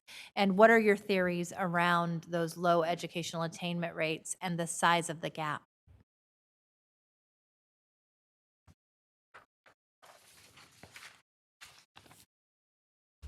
I think looking at other districts that are making growth in these areas is a really important place to start to frame our work. One of the places that I have been looking is at what growth data looks like and how to continue to pierce that for all of our children. But again, when we looked at some of what Principal Shafto showed and shared, and we can look at our disproportionality tabs in our PTI and work to really understand at the site level, the grade level, the school level, what the needs are of the students at that school. And I think sometimes we have to be really cautious about making assumptions about a group of children and thinking that all of the needs in that group are the same. We really need to be looking at each student, find out their needs, have diagnostic assessments so that we know what their specific needs are and be able to move in and serve that student and that family's needs. Sometimes if we think that we're going to jump in and ensure that we're going to put in a plan that is just for all of our African American students, those children's needs are not the same. And the reasons they're excelling or failing are not all the same. And so we have to know our kids by name and need, and we have to have the data that helps us to make that movement for them. So I so appreciate that honest and right on answer. And I think that one of the things that helps us get there is the early intervention information system, which allows us to, by each child and their in particular need, their unique life experience, address those concerns. And so I'm very happy to hear that. I do just want to point out again, you know, for me, a troubling data point is even for students at 96+% attendance, no suspensions, not socioeconomically disadvantaged, there still is a huge achievement gap for our Black or African American students. And so once again, if we're meeting every student by need, we need to understand why that disparity exists, and if it in fact is because the system itself is not designed to meet those students' needs. And then my final just question and comment is around the data for grade span 4 to 6 and the data for grade span 7 to 8 in terms of rate of growth. I think it's really telling that Father Keith B. Kenny, one of our most socioeconomically disadvantaged schools, historically Black serving school, is seeing the greatest growth for economically disadvantaged, for English learner, for special education, the only school that meets all of those categories. And we're seeing the same for Albert Einstein at the 7 to 8, economically disadvantaged, English language learner, and special ed. So what do you attribute that to? How do we lift up that bright spot and recognize that they are doing something that could be replicated for the benefit for other students? The school that I can speak to with enough clarity to share with you right now so that I could be fully transparent and honest would be Father Keith B. Kenny, because I've been there IAS. It's a very structured school with very high expectations around instruction. And there's clarity. You can walk from classroom to classroom and see high quality instruction in every single classroom that looks like from the most effective teacher to the teacher who's working the hardest to learn. You can see a through line in the expectation across the entire site. The other thing that I can say about Keith B. Kenny is there is not a moment of instructional time to waste. The children are in their classrooms. They are not waiting to be taken into their classrooms as they make their transitions from at recess and lunch and throughout their day. There's not a moment wasted. Every single second is being utilized to improve outcomes for kids at that school. And you can see it if you walk. I would invite you to take some time and spend some time over there. And it's really clear that there are really high expectations for the principal, for the vice principal, for all the staff, for the teachers, and for the children. Very high expectations. And I would invite my fellow board members to join me for a visit. Gail Johnson, her team, the teachers are amazing over there. And I just want to thank Principal April Shafta. What an inspirational leader you are. I'm so grateful for the way you're leaning into this difficult work at Tahoe Elementary. And on every level, I've been hearing how you've been courageously tackling this head on. So thank you. Superintendent Aguilar.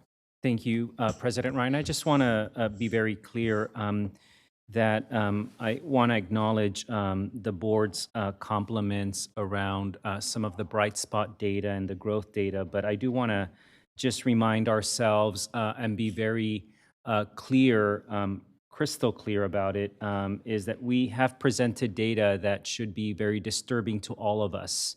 For large populations of our students who are not achieving at the level that they deserve to achieve, that their families deserve to be, to celebrate because of the work that we are doing as a district. So I don't want to walk by that. Please download this presentation, keep it for yourself so that you can continue to remind us of this. The other thing that I want to make very clear is we shouldn't have this discussion once a year based on an assessment that only happens once a year. That is a clear injustice for a community that we would be sitting here waiting until next year to see if any of these data have moved in any of the directions that we would like to see. I also want to be clear that as members of our board asked questions, again, what I said earlier, we have to remain committed to looking at data by name, by need, and by the inequity that they're still suffering in our system. The PTI system that Principal Shafto mentioned allows our leaders to go straight to the individual name of the student that is suffering that injustice or has a need, and it's on us to make sure that we respond as quickly as possible. We like to say that we have to change conditions in the present, not look a year into this and say, what should we have done for the past few months? I also want to recognize all of our site leaders. Principal Shafto mentioned it a little bit, pulling her hair as she was leading a team of other staff members and colleagues, because what she was describing is our attempt to temper and shift the mindset away from solutionitis. We have fallen into the trap of coming up with solutions far too quickly without studying the root causes that are manifesting themselves in the outcomes. And so to Member Garcia's excellent question, I am looking forward to sharing with our board every individual SIPSA plan that calls for every site leader to do a comprehensive root cause analysis to unpack why it is that we think that we are getting the outcomes that we are getting. So imagine in a few months when we can see every one of our school site SIPSA plans with a comprehensive assessment of the root causes for the outcomes that they are achieving.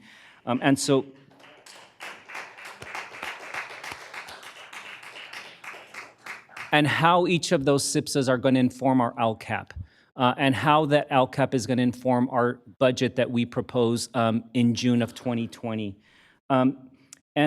Just a couple of other things. Ms. Shafto mentioned this, and Ms. Bieda. We are trying our best to shift the mindset where failure is seen as a treasure. And this idea that we are going to be studying what's happening on an ongoing basis so that we can assess very quickly through very rapid cycles if a change that we introduce in a system is working or not, and adopt a mindset where we make tough decisions whether we're going to adopt that change, whether we're going to adapt that change, or whether we're going to abandon that change. And be very mature when it's necessary to abandon something that we thought was going to work well. So I just want to, again, acknowledge our team, but again, ask everyone to hold us accountable. And please do download this presentation and carry it with you when you see me around or you see any of our staff. Thank you. Thank you so much for all of your hard work. Moving on to item 9.2, approve the modified non-school site-based resource officer contract. Tonight will be presented by, will not be presented by Lisa Allen. I know there was an emergency. Will be presented by Nathaniel Browning, Raul Bazio, and is there anyone else that I should be acknowledging? Yes, President Ryan. I would like Yeah. I would like to invite Deputy Chief Kathy Lester, Lieutenant Stephen Moore, and Sergeant Justin Brown to join us as well.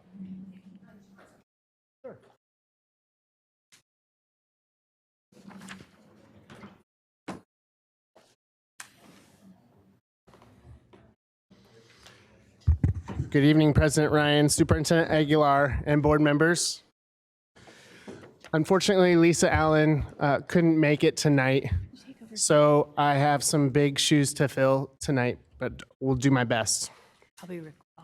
I'm Nathaniel Browning, Board Policy and Governance Manager.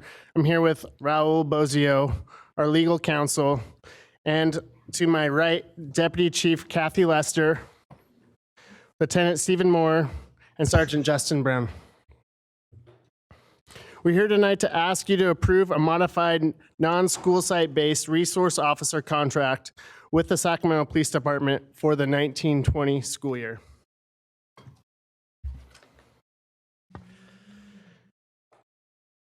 Tonight's presentation will focus on the role and scope of the non-school site-based resource officers and their sergeant. We will review the role and the responsibilities of the site admin.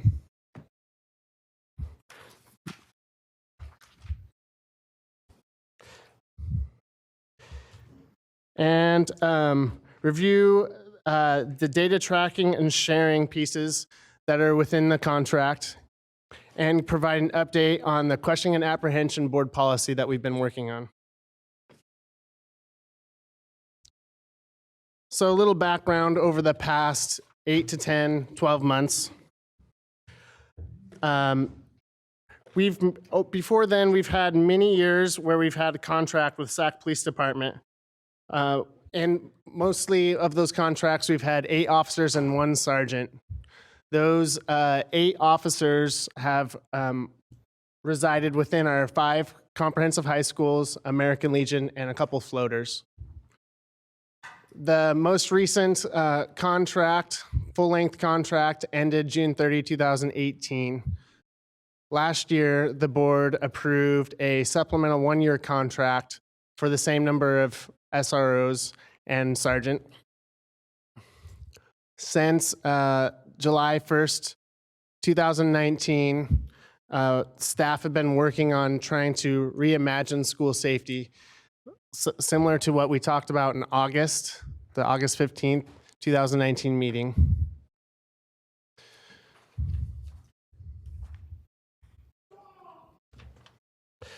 So the modified version of the police department contract consists of 1 sergeant and 3 SRO officers who will be assigned to geographical zones. The main responsibilities of the sergeant will include the following: supervise, train, coach, counsel, and evaluate. Work closely with our director of school safety. As a side note, our director of school safety is a position that we're currently going through the hiring process of, and hopefully we'll have that position filled soon. The sergeant will also be the point contact for any emergency responders and patrol, and also oversee the collection and management and reporting of daily data logs. And also, they will attend community meetings whenever available, not being called out on emergencies and such like that. The non-school site resource officers will patrol the district and geographical zones, which I'll show you a map of later.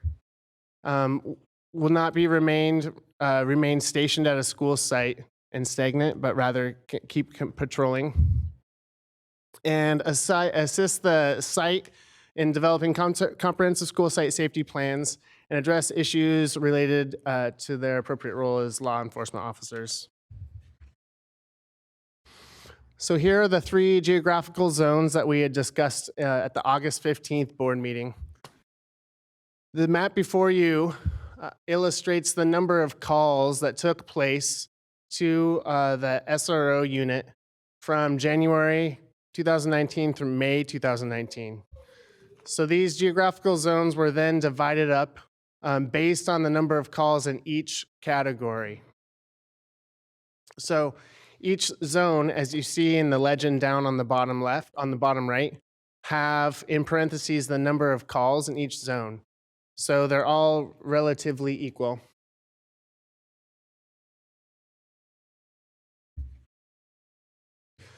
So this slide also should look familiar from the August 15th board meeting. This outlines some of the roles of site administrators, and I'll get to law enforcement side here in a minute. These are also outlined in the draft policy that is currently working its way through the policy committee and gaining feedback from some of our key staff and law enforcement partners as well. Here are the law enforcement roles and responsibilities. I know previously in August, there was a question about the fourth bullet on this list to investigate safety and welfare checks. And yes, we do have school social workers that assist with that, but there's also a role for our SO, our law enforcement partners as well. So one piece that you'll find in the contract and the agenda packet is this idea around data tracking and sharing. It's been one piece that has been brought up by the board and pieces of data that we've been collecting as well. So the non-site-based resource officers will collect and share the following data with the district. As also discussed in the August 15th, 2019 meeting, we do plan to have, as soon as the director of school safety is onboarded, to have regular community meetings to review these data points with them.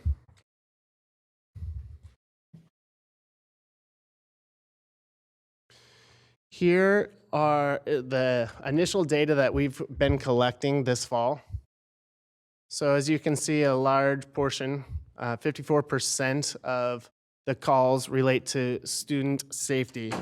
So student safety, just to clarify, are a number of things such as missing students, stranger danger, student group fights, parent altercations with students, vehicle versus students, child abuse, and sexual assault.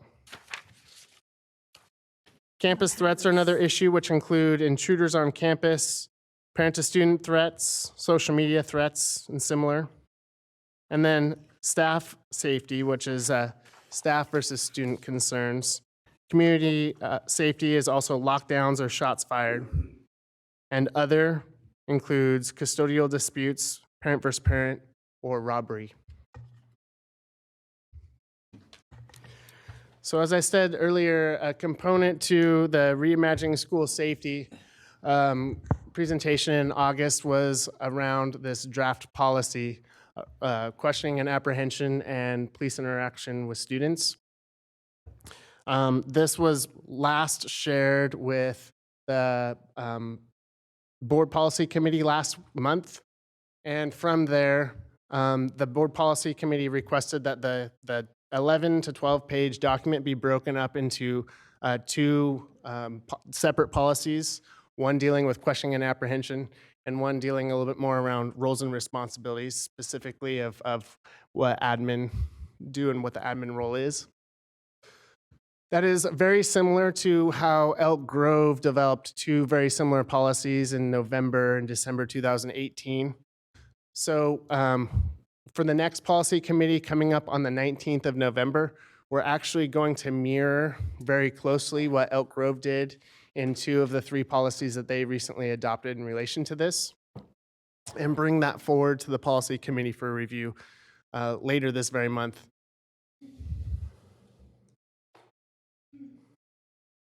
As I said, the policy really focuses on the roles of site administrators and non-school site-based resource officers. The policy itself really focuses on the administrator role because that is what the district, that's the district end of this partnership. As also previously stated, it was initially based on ACLU sample language, and we're going to link it closely with the Elk Grove policies and how they've gone about doing it. Here are some of the topics covered in that policy.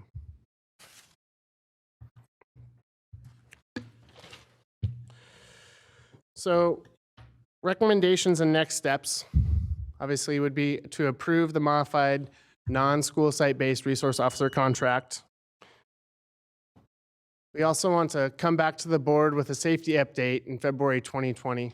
We understand that we are in uncharted territory, so we want to monitor this very closely, continue to work with our law enforcement partners, and make sure that the board is aware of progress and any kind of changes as needed. And also, we plan to bring forward the sample policies that I've referenced here and before in January for the board's initial first reading. We understand that the contract and the policy are very similar and kind of coupled in many ways. We also know that as the policy is being developed, that we are working with our site administrators and other staff to better understand what their role is in this reimagining what school safety looks like.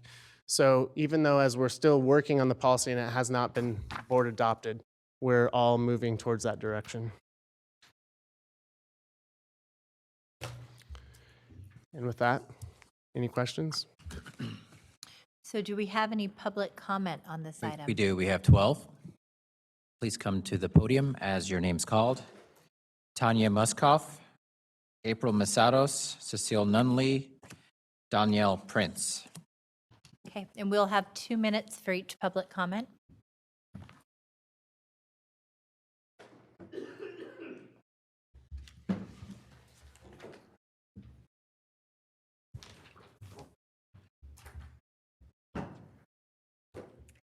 Hi, my name is Tanya Perez-Muskoff. I have a 9th grader at CKM and an 8th grader at Cal Middle. I also live around the corner from McClatchy. I'm a neighbor to the school and understand some of the concerns regarding safety as both a parent and a community member. Lisa Morawski, I noticed earlier when you spoke about the meetings you recently held, you neglected to mention your pop-up safety meeting earlier this week. You also didn't mention the Google Doc form that parents could fill out regarding SRO school safety concerns in light of tonight's board meeting if they could not attend your pop-up. I do hope you keep your promise and consider the many people that reached out to you regarding this via the forum. I am deeply concerned that this board reduced the SRO program this school year. You admittedly made this decision in haste and without any proper backup plan to your decision. Mr. Aguilar, this decision is a case of solutionitis that you mentioned earlier in tonight's meeting.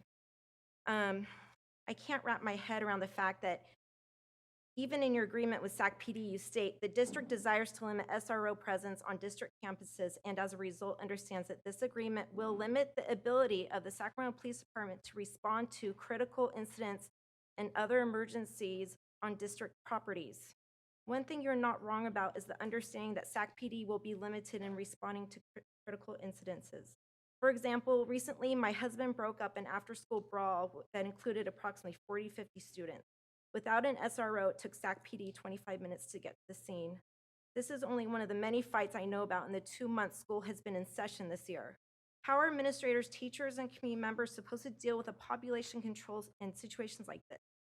I can't even have a school PTO fundraiser for 100 people without hiring 2 security personnel to stay during the duration of the entire event, but SCUSC can have over 2,500 students without any security measures besides a floating SRO. Thank you.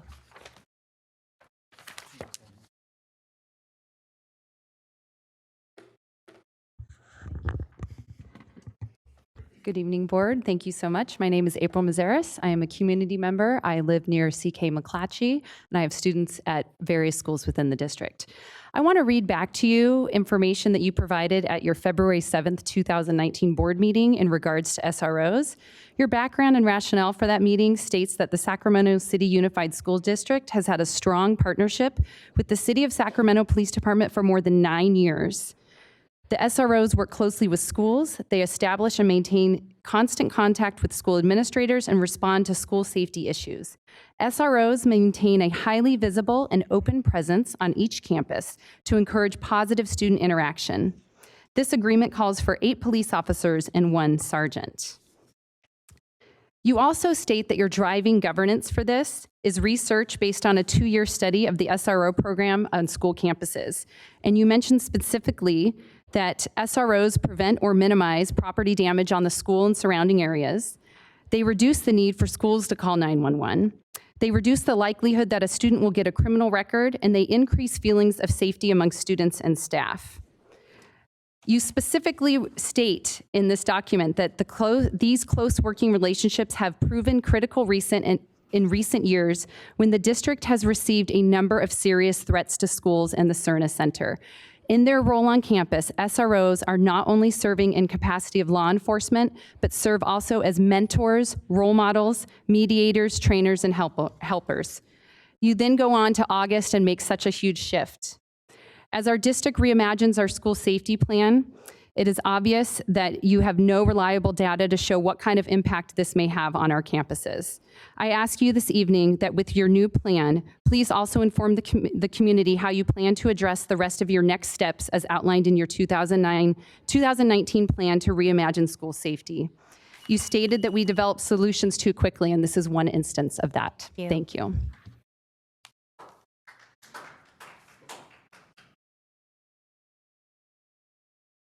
Good evening, board members. One of the things that I did, I took some time and I actually read the contract. Oops, sorry, can you hear me? Yeah, that's better.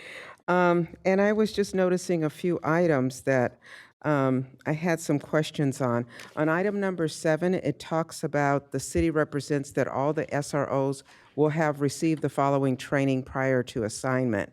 The question that I have on this, and I would hope that maybe there could be a mild just enhancing of this section as far as how much or how many hours of each of these items, just so that the community has some idea of what's going on. Cecile, will you reference the page and section, please? Sure, it's page 5, section 7. Thank you. The other thing on page 9 and section 15, it talks about termination for either side, which obviously this is a clause that needs to be in there. I noticed, however, that this clause is saying that it's immediate. A lot of the contracts, either they give a number of days so that you can have some warning and that type of thing. This one is just like either side can say, we're done. And it's a little odd to me. The other one is on page 11, section 26, on confidential records, because I know for many there is a concern about releasing confidential information. And in the 3rd paragraph, it talks about in the event either party receives a request, whether under the California Public Records Act, a subpoena, or otherwise, for disclosure of educational records. And that brought a little concern. I'm not sure that that is in agreement with California law regarding confidentiality of student records. So I just had some concerns there regarding those items, and that I'll just leave it at that. Thank you. Thank you. Ms. Nunley. Good evening. I have some points to make, but I think I know you're aware that there's a coalition of groups that are interested in ending the SRO contract, which is up to be approved tonight. And those groups include Sacramento Act, Brown Issues, Hmong Innovating Politics, and Black Parallel School Board. And the reasons for this is everyone in these groups understand that SROs or police are not the right tool for the goal that I think everyone wants. I think we all want the same thing, which is for the school to be a safe space for students to learn. But there's an existing tool that is a better use of resources.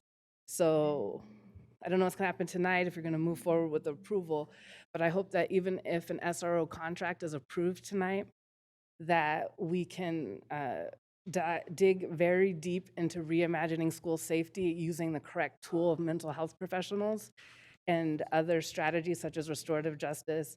I know that they exist at some of the schools, but it needs to be brought to scale. We don't need SROs. What we need are people who know how to teach healthy relationships between students and teachers, who know how to teach communication skills, who know how to teach how to have productive conflict, because conflict is a part of human nature, and there's going to be conflict, and how to resolve it peacefully. And I'm aware of so much research, and this is what I do presentations on this topic, and I'm aware of so many specific examples of schools that take an approach that uses the right tool, and then you don't have the fights and you don't have those kinds of concerns. It works. So if we're going to move forward this year, I hope for 2021, we don't have an SRO contract, but what we have are the tools that we need for real safety. Thank you. Stephanie Lopez, Brenda Chagoya, Francesca Lopez, Alma Lopez, and Tracy Cruz.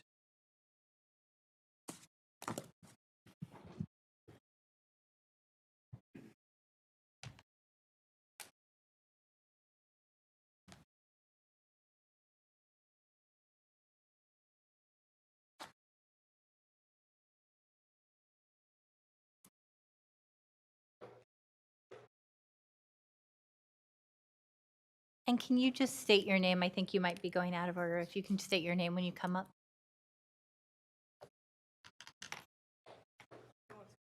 No problem. If you can set the clock, and we want to make sure we get your name for the record. Oh, Francesca Lopez. Thank you, Francesca. May I start? Yeah. Okay. Good evening, everyone. My name is Francesca Lopez from Luther Burbank High School, here today with the organization Brown Issues to speak on why I'm against the SRO contract.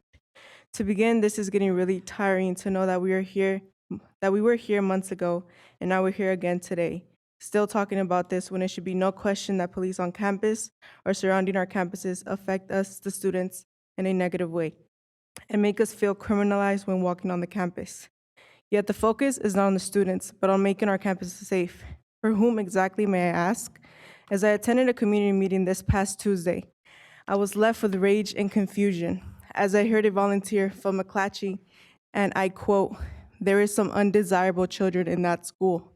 Once again, I repeat the words undesirable children, from which she continues stating jokingly that the reason they are undesirable is because of the disruptive ways they carry, as well as them having drug deals on campus. Not one moment did a person stop to think that these children need guidance from a counselor, as they have lived experiences that no child should ever go through. But rather than guiding them, they should be criminalized. If we have volunteers in our district with this mindset, imagine having an armed officer on campus with this mindset, already targeting students because of their disruptive ways. I come from a low-income community full of struggles that volunteers like these ones with this mindset have never even thought of having. Just because teachers feel safe when walking on a campus and seeing an armed officer doesn't mean it has the same effect for us as students. I am Francesca Lopez, a person of color, and I'm not an undesirable child. I urge you to say no to this contract. Thank you. Thank you.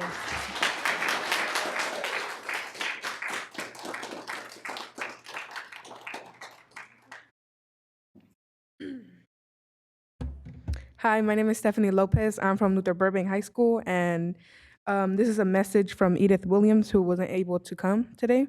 So she said, "Enough is enough. You're going to listen now. Our families who come from low income have more problems. In lower communities, we have less support and more SROs. Mental health is high. No bilingual staff for our parents. Our counselors have too many students to get to every single one. Create the space for us to receive the same respect. Respect our wishes for us to respect your work. If not, someone will take over. If your child was profiled and had an altercation to the point where the child was traumatized, you do anything for that child to make sure the child is safe. Listen and understand where we're coming from. So I urge you to vote no on the contract and use the money on mental health counselors. And for my part, I want to thank you for not listening to us. Your lack of leadership is not looking out for us students, which has inspired me to become a school board member and one day the superintendent."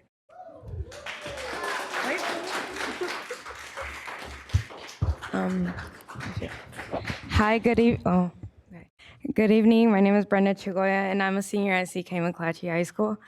I'm here with the organization of Brown Issues, and I'm also in the Criminal Justice Academy at CK McClatchy High School. And I do not see my two officers as like a person, like people to go as to safety. Instead, I would see someone who actually got pink slipped this year, Mr. Verdine. And he actually taught me, like he had patience with all of us. And I just urge us to vote no in this contract, because I feel like we could put this money towards to raise awareness towards vaping, which I see a lot of white students in my school actually trash our campus with vapes and puff pens, which is like dramatically. It's a lot and it's crazy. So I feel like we should invest definitely the money towards that. Thank you.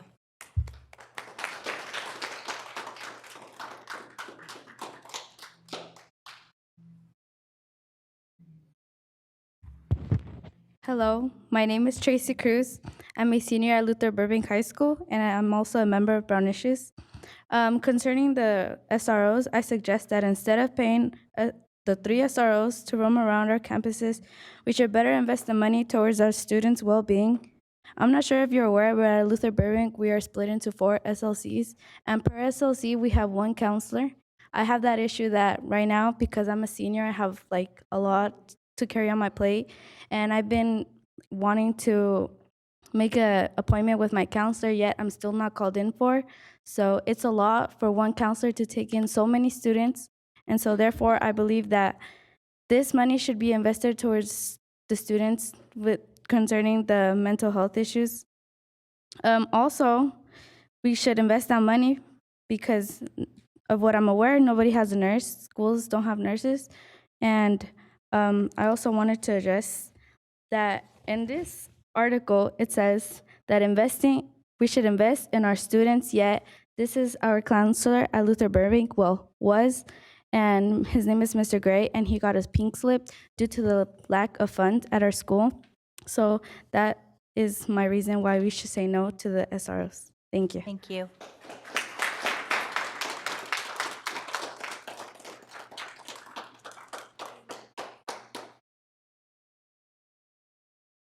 Buenas tardes, good evening. Alma Lopez, statewide coordinator with Brown Issues. And the growing concern within the surrounding community over the past years regarding police officers at our school has been their undefined role addressing general student discipline and school climate, which has resulted in disproportionate rates of citations and student arrests. However, this data only comes from stories from our students, but no data has been provided by Sac PD nor Sac City Unified School District. It must be clear that the sole responsibility to address and implement school discipline falls on school administrators, not cops, period. Secondly, there is no defined role of when and how resource officers ought to interact with our students, minors, nor a protocol of contacting parents when there is police contact. We have been asking for this over a year and a half. So it's just important to state that this has been a process for like a year and a half that we've been asking in engaging community in the district. Third, given the budget crisis, our district should not be paying for services already rendered by our police department when it comes to serving the community our schools are located in. So we should not be discussing another contract with Sac PD. We should be discussing a true memorandum of understanding that lays the partnership with Sac PD and their district, which really spells out the roles of police officers when and if they are called to our school campuses. 3 cops roaming throughout our entire school district is really not going to do much. In essence, all of our cops already do that in our whole community. So it's more about us spelling out what is their role when they're called to our school campus, but also how are we really working towards the alternative safety plan that we said we were going to work on since like months ago. Thank you. Thank you, Alma. Do we have additional public comment? Lamaya Coleman, Cha Vang, and Angel Garcia. Okay.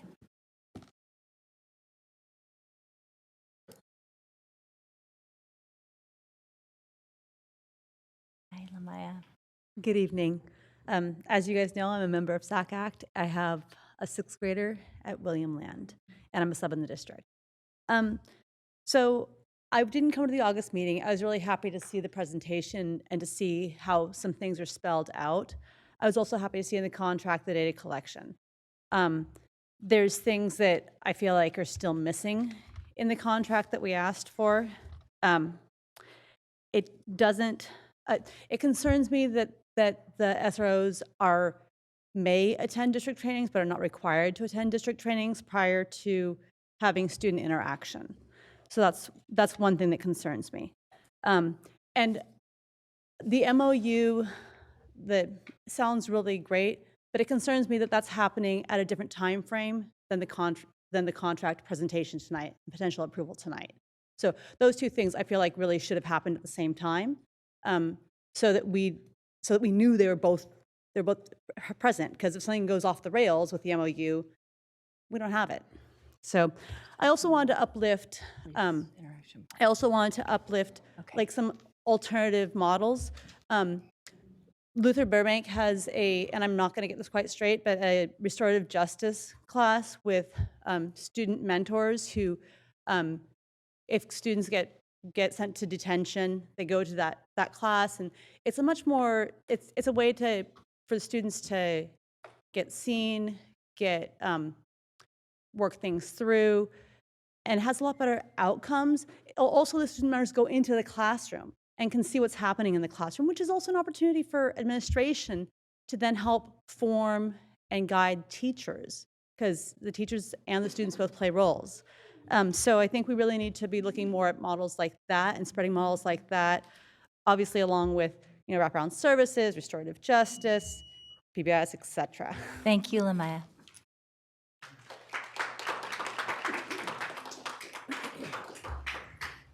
Good evening, Superintendent Aguilar, Board President Ryan, members of the board. My name is Cha Vang, I'm Director with Hmong Innovating Politics.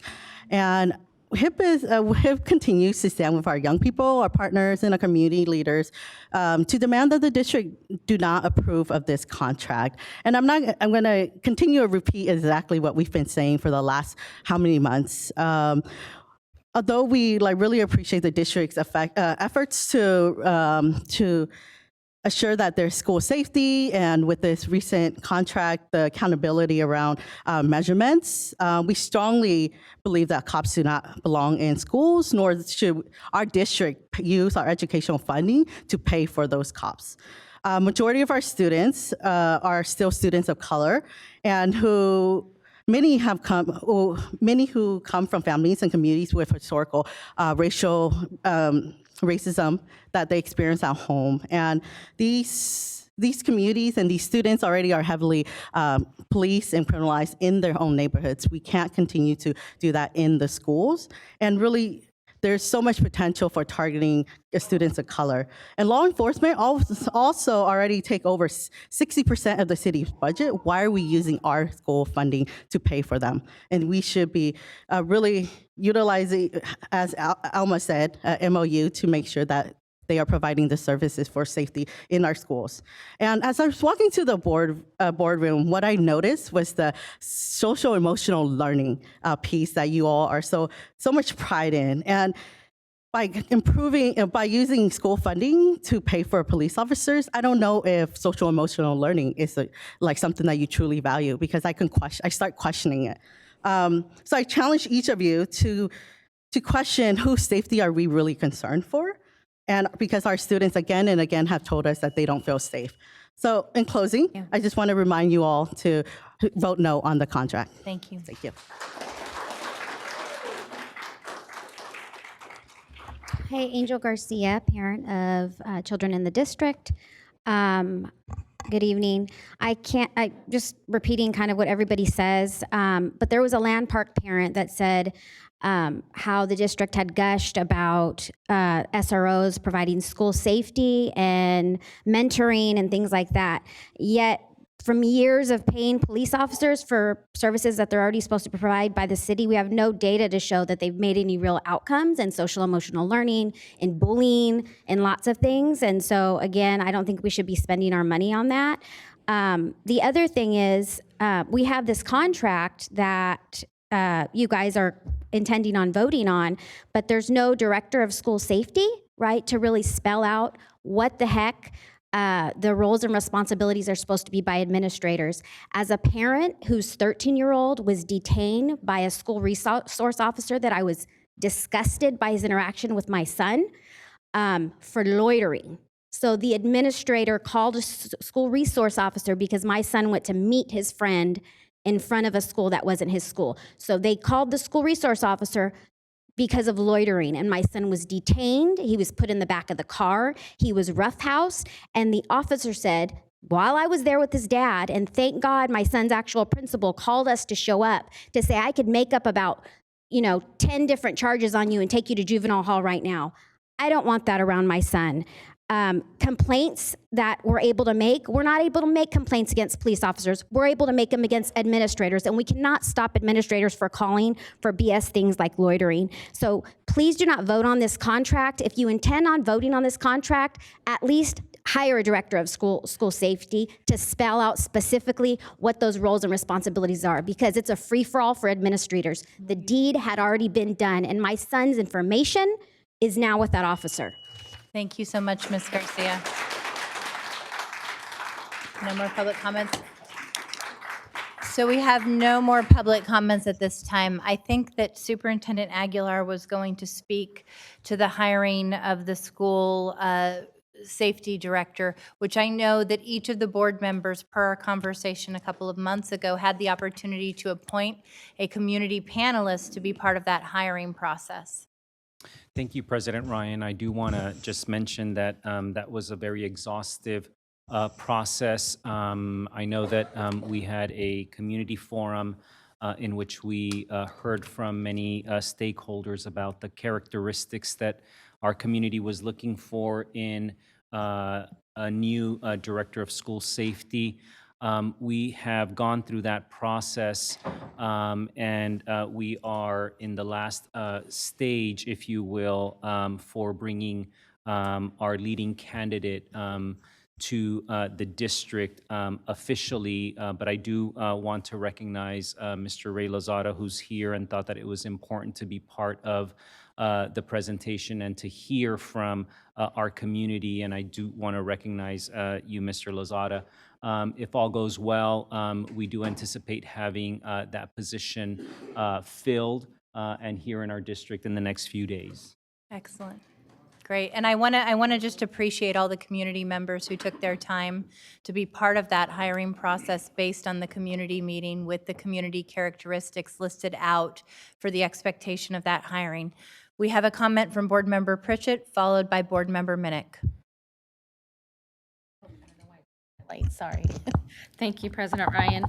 I just want to reiterate, I know there's a lot of talk about the city, and I want to remind everyone that not all of our schools are in the city, and I think you've heard me say that on the dais before. I represent an area that is completely county, and when we call the police, it takes quite some time. We get put in a queue, and it can take up to 30, 45 minutes for someone to get out to our school sites. So I think it goes without saying that the city of Sacramento is in a disarray. That's my opinion, and I think that there's a clear bias on each side. And sure, I definitely think that there's always room for improvement. And that I agree, we need better training for our school sites to deal with these situations. I completely agree with that. And I also agree that we need more counselors. I've seen my own children fail because we don't have counselors. But we've got to find a way to protect you guys while we're doing it as well. So let me just reiterate from the last board meeting that I brought forth some data, and I read through that data over and over again, and from what I read in that data and spoke to law enforcement professionals and read up on the internet, is that SROs on campuses build relationships. It's not just a cop coming to a school that doesn't know our students, and that and I truly feel, I see your guys' shirts. I don't want you guys to think that your voices are not heard on me. They are. But I see that your shirts say, the school to prison pipeline. I truly feel in my heart that if we do not have SROs on campus, we're going to see a higher rate of students arrested, because those cops that come on campus do not have the relationships with our students. I have seen it firsthand. I would like to see data on how many incidences that we've had since we haven't had any SROs. And I thought maybe we would have that tonight, but maybe that's something that, do you have that, Nathaniel? Okay, thank you.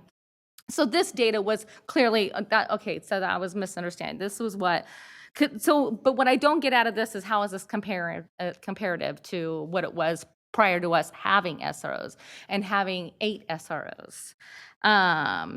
So, I still don't agree that having 3 floating SROs is a good choice. But like I said last time, I'm willing to make a compromise and try things out to see how it works.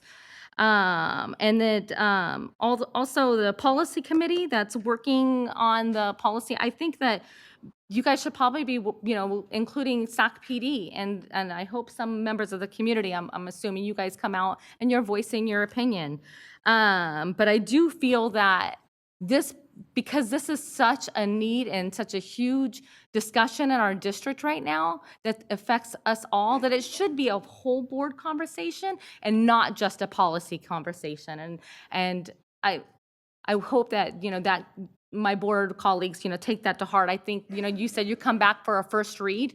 Well, that gives us, 2 weeks to go over a policy. I was hoping that we could all be included in this because it's affecting all of us. I think that we need to get really innovative with SAC PD and figure out ways that we can get you guys into the communities. I know that we lost one of our great SROs that had represented my community for a while to a neighboring district, and now he's working closely with students right in the classroom. And I don't know if we have that in Sac City.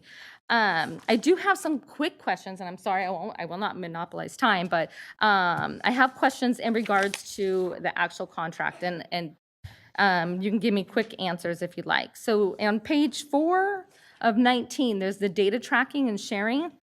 It doesn't give me a clear and precise outline of so the SROs are going to collect this. Has this been approved by, because has there been conversations with SAC PD about how that information is going to come through?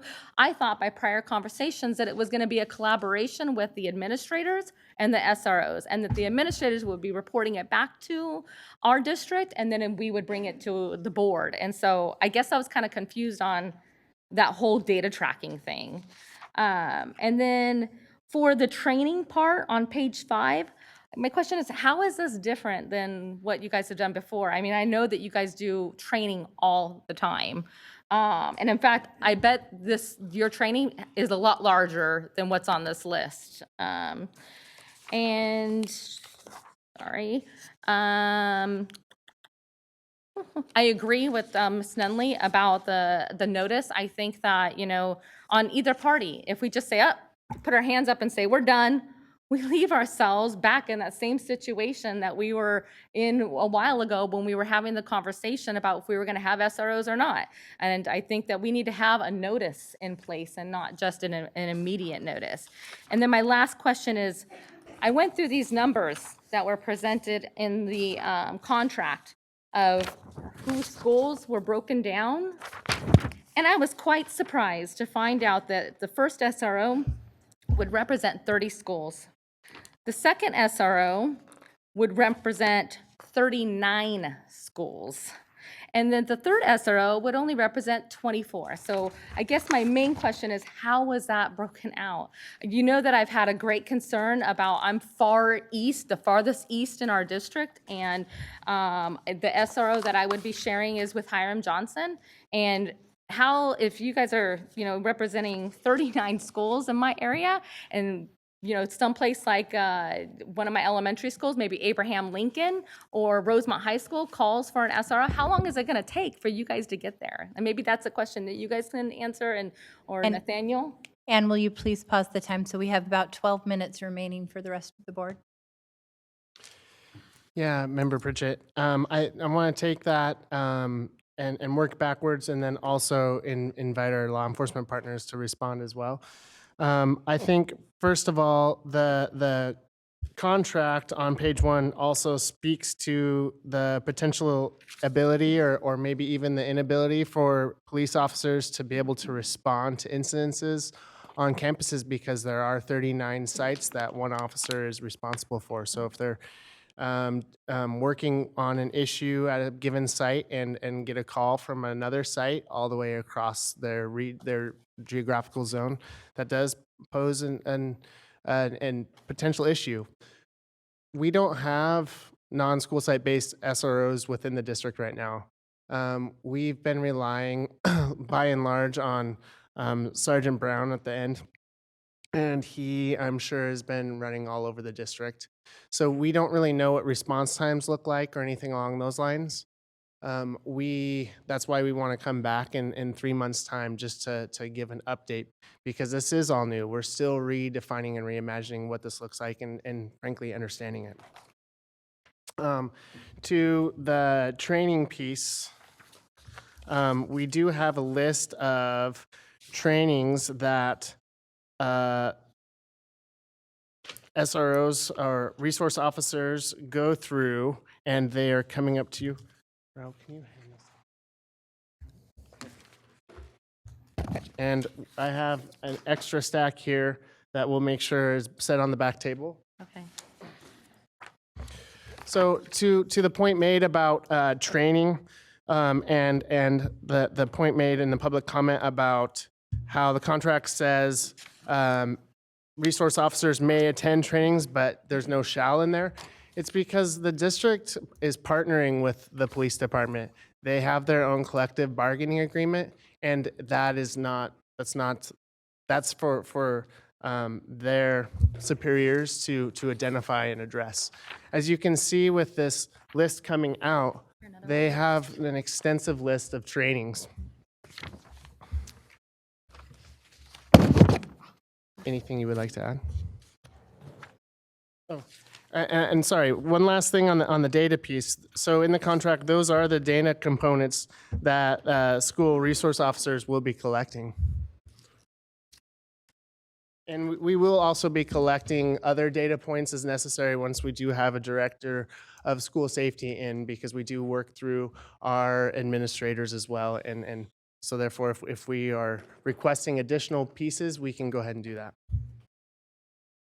Yeah, I just want to make sure we answer all of your questions. And so the data will be provided from the police department directly to the school district, and this is a list of items that were specifically requested. So in the past, what we've done is when we had 8 SROs on the school sites, they'll do daily reports, and those are shared directly with the school, the director of school safety. And so that was broken down, but it wasn't this specific format. So this would be a separate report that is provided with the data requested. The other question I think that you had was regarding the assignment piece of it. So you as the school district are contracting for a police officer, and we understand that fit is really important. We talked about relationships and how important that is for your school site, and so we want you to have the flexibility if someone's not working out or if you need a different fit on campus to request that. And so that's really why that's included in the contract as well. And then as far as training, and I don't know if you want to hear all of this, but Sergeant Brown has an extensive list of all of the training by hours, and he can come up here and read it, or we can provide that to you. But you're right, it is more extensive than what is included in the contract. You could provide that. That would be fantastic. Okay. Thank Was you. I able to answer all of your questions? My last question was my concern, and maybe Mr. Browning can answer this, of like how these numbers will come up in the breakdown of our district, because I'm very concerned that an area that has a large geographical area, the Far East District, has 39 schools. Again, the breakdown on numbers of school sites were not based on the number of school sites, but rather the number of calls received in a geographical area. So if you look at this legend on this map in front of you, the call zones 1, 2, and 3. So call zone 1 had 344 calls from January through May 2019. Keep going. Zone 2 had 347. Zone 3 had 350. So we identified based on calls and broke them up into geographical zones based on the number of calls received. Okay, I think that's fine. I appreciate that answer, but I think that when we bring this back in February, what I would like to see is the response times as being part of that data, because that was one of my biggest things is like, I appreciate, thinking about how many calls are in each area, but it was really my concern of the response time and how long it's going to take for an officer to get there to a location far east if there's an emergency. So if you could just make sure that's part of the data. Thank you. Board Member Minnick. Thanks. I just had a couple questions or comments. First, thank you, Member Pritchett for your comments. And I appreciated that, you talked about the willingness to compromise. And I know you felt strongly about, having, keeping, the system as it was. My gut feeling is more aligned with what we heard from some of the young people to not have a contract with SROs at all. And I too am compromising, and I feel like this is an opportunity for us to try this and see if it works. And we may find that you're right, or we may find that I'm right. But I feel like this is an opportunity for us to still have the safety net of you all, but without some of the things the concerns that we heard around just like the feelings that our students have with by having law enforcement stationed on site. A couple things I was going to ask originally about the data tracking piece as well, because I kind of wanted to check in with kind of staff and the superintendent and see how, like, if we felt that list of kind of those data points was sufficient. I know that was a big piece for us. I think whenever that was last October when we first started talking about this, about the data sharing piece. But I'm after hearing some of what we talked about tonight, I'm comfortable with that. And I really appreciated the idea of this information being reviewed in community space. That's and having those community meetings with our new safety director, just because I think that's going to be the opportunity for us to really like own it, and if it's working, great, and if it's not, or we're seeing, things that we need to be concerned about, those are going to be the spaces where all these folks are going to be able to come out and hold us accountable for that. So I appreciate that. I did have kind of the similar question around the training, and I think you clarified it. It sounds like, because my question was, what's the timeline for this list of trainings prior to assignment, like it says, but am I right in what I'm hearing is that these are the trainings that are required by the police department for them to be in this role of SROs. Is that correct? So my question about the timing, it's kind of irrelevant because they're just to be hired on for this particular gig, they have to have completed those. Gotcha. That is correct, just for the people at home. Cool, thank you. And then the last question was around Ms. Nunley's question around the confidentiality records. And this might be a question for Mr. Bozio, how this is page 11, section 26. She had asked, I think essentially what she was asking was, how does this affect like FERPA law? And so if you could kind of maybe weigh in, or if there's any reason for concern about student level data on that. I don't think there is. If I'm understanding correctly, the third paragraph, it's basically saying if the police department were to receive a records request for educational records, that they would then tender that request to the district, and the district would then have 5 days to determine whether it should object or how it should be appropriately handled under FERPA for confidential student records. So it would essentially, like, if what I'm hearing then, if the police department received that request, it would come to us, and then we would just follow the normal procedure we do. That's my understanding. That's okay. Right. And so sometimes it might be appropriate to share it, and sometimes it might not be, depending on the situation. Correct. Okay. Thanks. Thank you, Board Member Minnick. Board Member Vang. Thank you, President Ryan. I know we have 8 minutes and 49 seconds. So I'll try to keep this short. Nathaniel, thank you so much for your presentation. And I just want to take this opportunity as well to thank our courageous students for coming out today to speak your truth. I did have some comments and also some questions, but I'll start with my questions first. Currently, right now, we have a supplemental contract, correct, Nathaniel? Can you confirm that? Correct. And what is the timeline on the supplemental contract? I believe the supplemental contract is to get us through on until we have a full contract approved. I also believe that the supplemental contract does also help us bring in other support for after-school enrichment activities and athletics and such like that. So, for example, at recent football games, there are SROs that have been brought in those events as well. Okay. Is there a timeline, though, on that supplemental contract when that ends? Is there a timeline on this contract? Yeah, you can. Please. In the interest of time, I can answer that. It's not a supplemental contract like an MOU that's been signed, but basically the school district has contract with their supplemental employment unit for the sergeant, which is Sergeant Brown, and then from 12 to 5 during school days, and also for athletics. And so it's just really a day-to-day contract at this point. Okay. It can be terminated at any time, and if this contract were to be approved, it would supersede. Okay. Okay, thank you. I'm also asking this question because I think for me, there are some items that, some red flags. One is, as chair of the policy committee, I know that our committee has been working incredibly hard on the board policy around questioning and apprehension and the roles and responsibility of admin. Right now, it is a 11-page document, and I know that the committee and community members have worked incredibly hard. We've taken language from the ACLU. We've also taken language from the Attorney General when they were making recommendation regarding Stockton's police department in their school district. We've also looked at Elk Grove. I think the Black Youth Leadership Project has done some incredible work with Elk Grove Unified, and we're working hard to make sure that we have a comprehensive policy. I think for me, it's also very important to have a policy that actually comes to the board before the actual contract.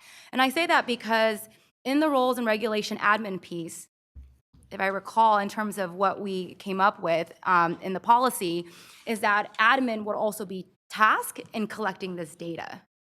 And I want to make sure that we have alignment, right? And so for me, that's one red flag. The second red flag is also we have not yet hired our safety director, and I want him or her to be able to actually, chime in on the actual contract itself. And so that's the reason why I'm asking about the timeline on supplemental, because if it's not until December, or if we can continue it, I would like to have the safety director on before we vote on this contract. The last piece is, I really want to challenge the board. We talk a lot about reimagining school safety, right? But can we imagine as a board and as a school district, reimagining school safety from the perspective that we don't have to use our educational dollars to fund law enforcement?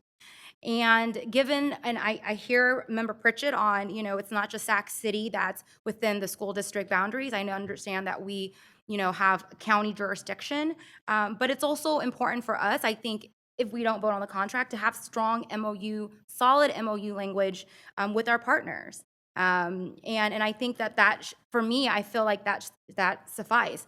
Recently in an ACLU report, they provided some recommendation on federal, what we should do in terms of when we talk about school safety. They gave some recommendation around what the state should do, and they actually also provided recommendation for local school district. And one of the top recommendation from ACLU in a recent report is really recommending local jurisdictions to prioritize school-based mental health before actually using those funds for law enforcement, right? We're a school district that talks a lot about data and best practices, yet I think oftentimes we're also making decisions based off of fear or the unknown.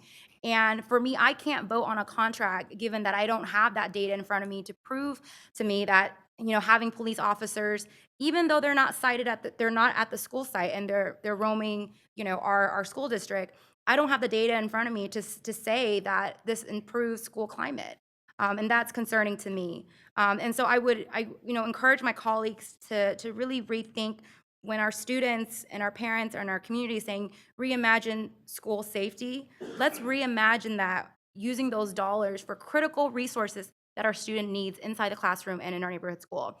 So I know that we don't have much time, but that's my position, and I will be taking a no vote on this contract. Thank you, Board Member Vang. We have about 4 minutes and 30 seconds left for board member comments and questions. If you can pause it. Do we have any response, or was that I guess it was more of a statement. So I think the question was around the policy and the timing of the contract. So the policy, this contract is only through the end of this school year at this point, June 30, 2020. The policy, we just want to really make sure it gets right. It came back to the policy committee for the first time after a little hiatus with the committee this past month, and we're rolling up again and getting work done. The policy also is going through some changes, so we're continuing to vet it with our admin leadership and community groups and such like that. We just really want to make sure to get this right, because ACLU also says that there are a lot of policies out there that are somewhat similar or try to get to the same intent, but actually don't end up having any kind of like gravity with it. So we want to make sure that we're getting it correct. At the same time, we have witnessed a number of issues and concerns where SROs and resource officers are a needed resource, and I think that there's community members out there or in the audience even that could speak to some of those concerns. So in trying to figure out how to address the pendulum swing from having 8 SRO officers to 0 SRO officers, the board on the 15th decided to rest on the 3. So in order to get the director of student safety in, work on the policy, and bring the contract up to the board, we're working on all these pieces simultaneously, and sometimes we get a little bit more movement in one area than others. So Thank you, Nathaniel. Board Member Garcia, followed by Board Member Morowski. Yes, so in the essence of time, I do want to align my comments in my sentiments with Board Member Vang's statement.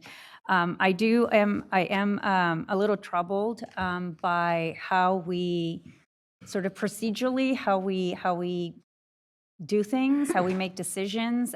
There's a policy that's still evolving with stakeholder input, and we're voting on a contract for to be implemented, even though there's a supplemental contract that doesn't have an expiration date per se.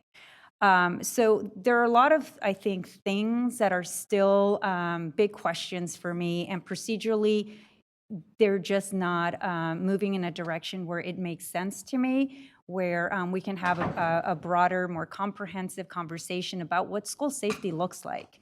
And for me, a critical component of that conversation is the person that we're about to hire, and that person's not here yet.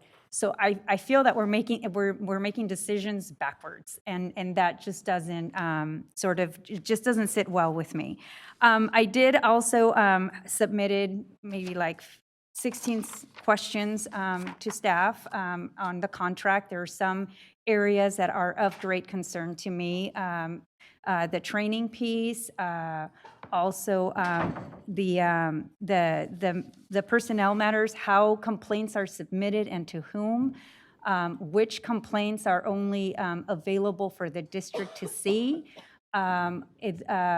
The may versus shall of SROs attending community meetings, not only the collection of the data, the type of data that is collected, but the evaluation. Who's doing the evaluation, and what metrics are we going to use to determine whether or not this is an effective strategy that will result in a safer school climate environment?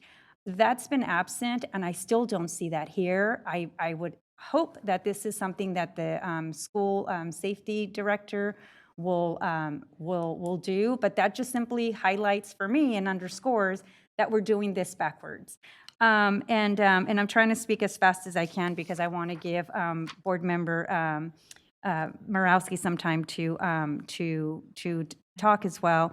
The training piece, the list of training, I understand that you'll have a lot of training coming beforehand, but what if we want additional training? It's not a requirement, it's a may. I'd like to see specific training on de-escalation tactics is something that needs to happen. So there's just so many questions that, again, I just feel that our process is just not, we're just not doing this in the right order. So, and with that, I will not be supporting this, this contract. And can you please stop the clock? Okay, I'll work to address a couple and then invite our partners up as well. So the training piece, it's a may because in the Peace Officers Bill of Rights, they have, around the complaint piece, the complaints aren't outlined and we don't have the ability to look at those complaints because of protections within the CBA with SAC PD. Partners can speak to that a little bit more. So that gets into kind of their HR matters and such like that. The training piece is, again, a may versus shall because we don't have the authority to dictate from that higher level. Now, in the partnership piece and what was passed out earlier, you can see that the training is quite extensive. So some of these mays and shalls just come to the fact that the police officers are not our direct employees, but rather a partnership through this contract.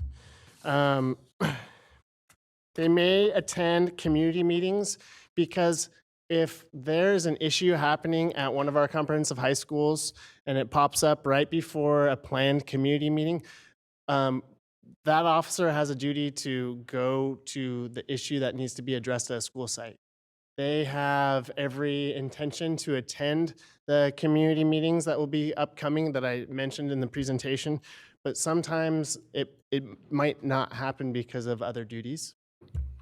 And anything else you want to add? Yeah, trying to address your concerns. First of all, in the de-escalation training, all Sacramento police officers received about 40 hours of crisis intervention and de-escalation training, and then SROs receive additional training on how to interact with minors and students and to really understand kind of the thinking that goes in that. As a matter of fact, we brought a grant to the school district a number of years ago called Strategies for Youth, and that was to talk about interactions between youth and police and to try and understand how each party feels in that. In regards to the complaints, there is a government code that does restrict what information can be released, but anyone can make a complaint through several channels with the City of Sacramento because these are City of Sacramento police officers. That's through the Office of Public Safety Accountability or through our Internal Affairs Office. And the law has recently changed under SB 1421 with certain types of internal affairs complaints that can be released. If a complaint doesn't fall into one of those categories, so the complaining party will get a disposition letter explaining what action or that action was taken or the disposition of the complaint. And that is everyone's right who has any interaction with a Sacramento police officer. And then on the may versus shall for community meetings, there are times when community meetings are going to be held and maybe you don't necessarily want law enforcement there. It also gives you the right to include or exclude law enforcement. But we have a long history in this district, about 20 years of supporting training and coming to community meetings. And so our intent is if there is a request for us to appear at a meeting, somebody from our office will be there to represent the police department, any concerns. And that is historically what we have been doing. Is there anything else I can answer on as far as concerns? You have 1 minute. Okay. Okay. We'll get those to you. Thank you. Go ahead. Well, I first want to say a few thank yous. Thank you to SAC PD for working with us on these important pieces and building towards a new model that will work for everyone. I'm happy to see mental health first aid and trauma-informed practices are part of the training. And I hope that's the trauma-informed is also part of the culture as well, not just a couple hours and then done. I want to thank the community members I've spoken with about this issue. Tanya, if you're still out there. You mentioned the community pop-up discussion I had November 5th. I've received over 50 communications, either in person or through a Google form. And I really want to appreciate everyone providing me with their input, because it really does inform the way I'm seeing this. I also want to thank staff. I know you've been pulled in a lot of different directions here, so thanks for bearing with us all. So I support the plan to reimagine school safety. You know, it's a different model. We're just not there yet. So I think, you know, to echo Member Garcia's procedural concerns and some of the timing issues, the way I'm seeing this that we're voting on today is this is a 2019-20 contract. This is a placeholder to get us through to where we're actually doing the work through this school year to then really implement the plan next year, honestly, because it's taken a long, long time, longer than I thought. And that's not a hit on anyone. It's just our system, you know, there's a lot of considerations, and we can't make our system move faster than it's ready to move. There's just too much to do, and there's too few people to do it. So that's kind of how I'm seeing this. So I had one question, and that's how to describe how the site administrators can access SROs through this. And then I have a couple of other comments. So in this 2019-20. Yeah, so I will have the director of school safety is one key way. That position is essentially the liaison between SROs and site administrators, but there's also other contact points and pieces like that. And actually, if I may, I would like to invite Deputy Chief Lester up here, because she is intimately aware of both sides of it. For the interim, Lisa Allen has been filling that position, and she's in direct contact with Sergeant Brown, who's assigned here on a full-time basis daily. So the school site administrator, right now the communication protocol is that the school site administrator will contact Lisa Allen if there's a concern or an issue, if they need some type of law enforcement support. How they're also directed in case of an emergency to utilize the 911 system. Mm-hmm. Okay. And so on what, I guess, on what issues are administrators able to access SRO support? Justin, do you want to come and Is there speak with some of limitation on that, or is it up to the discretion? And I'm not suggesting there should be maybe at this point, because I just don't think we're ready. Well, right now, I think the intent is that a school site administrator will contact Lisa Allen or whoever the new Safe Schools director is, and that is sort of a clearinghouse for a request, which is adding in an additional layer of oversight for those requests to make sure that it does fit in with what the district's trying to do. So I can, if I can have Justin speak on maybe some of the requests and some of the issues that he has had over the last few weeks, that would be helpful. Sure. Sergeant Brown, Justin Brown, with the police department. Some of the issues that you guys, administrators, may be able to access law enforcement, obviously the chief mentioned calling Lisa Allen, but you guys would necessarily call a non-emergency number. And we're talking incidents like fights, simple maybe arguments or disturbances that administrators may not be able to handle at the time.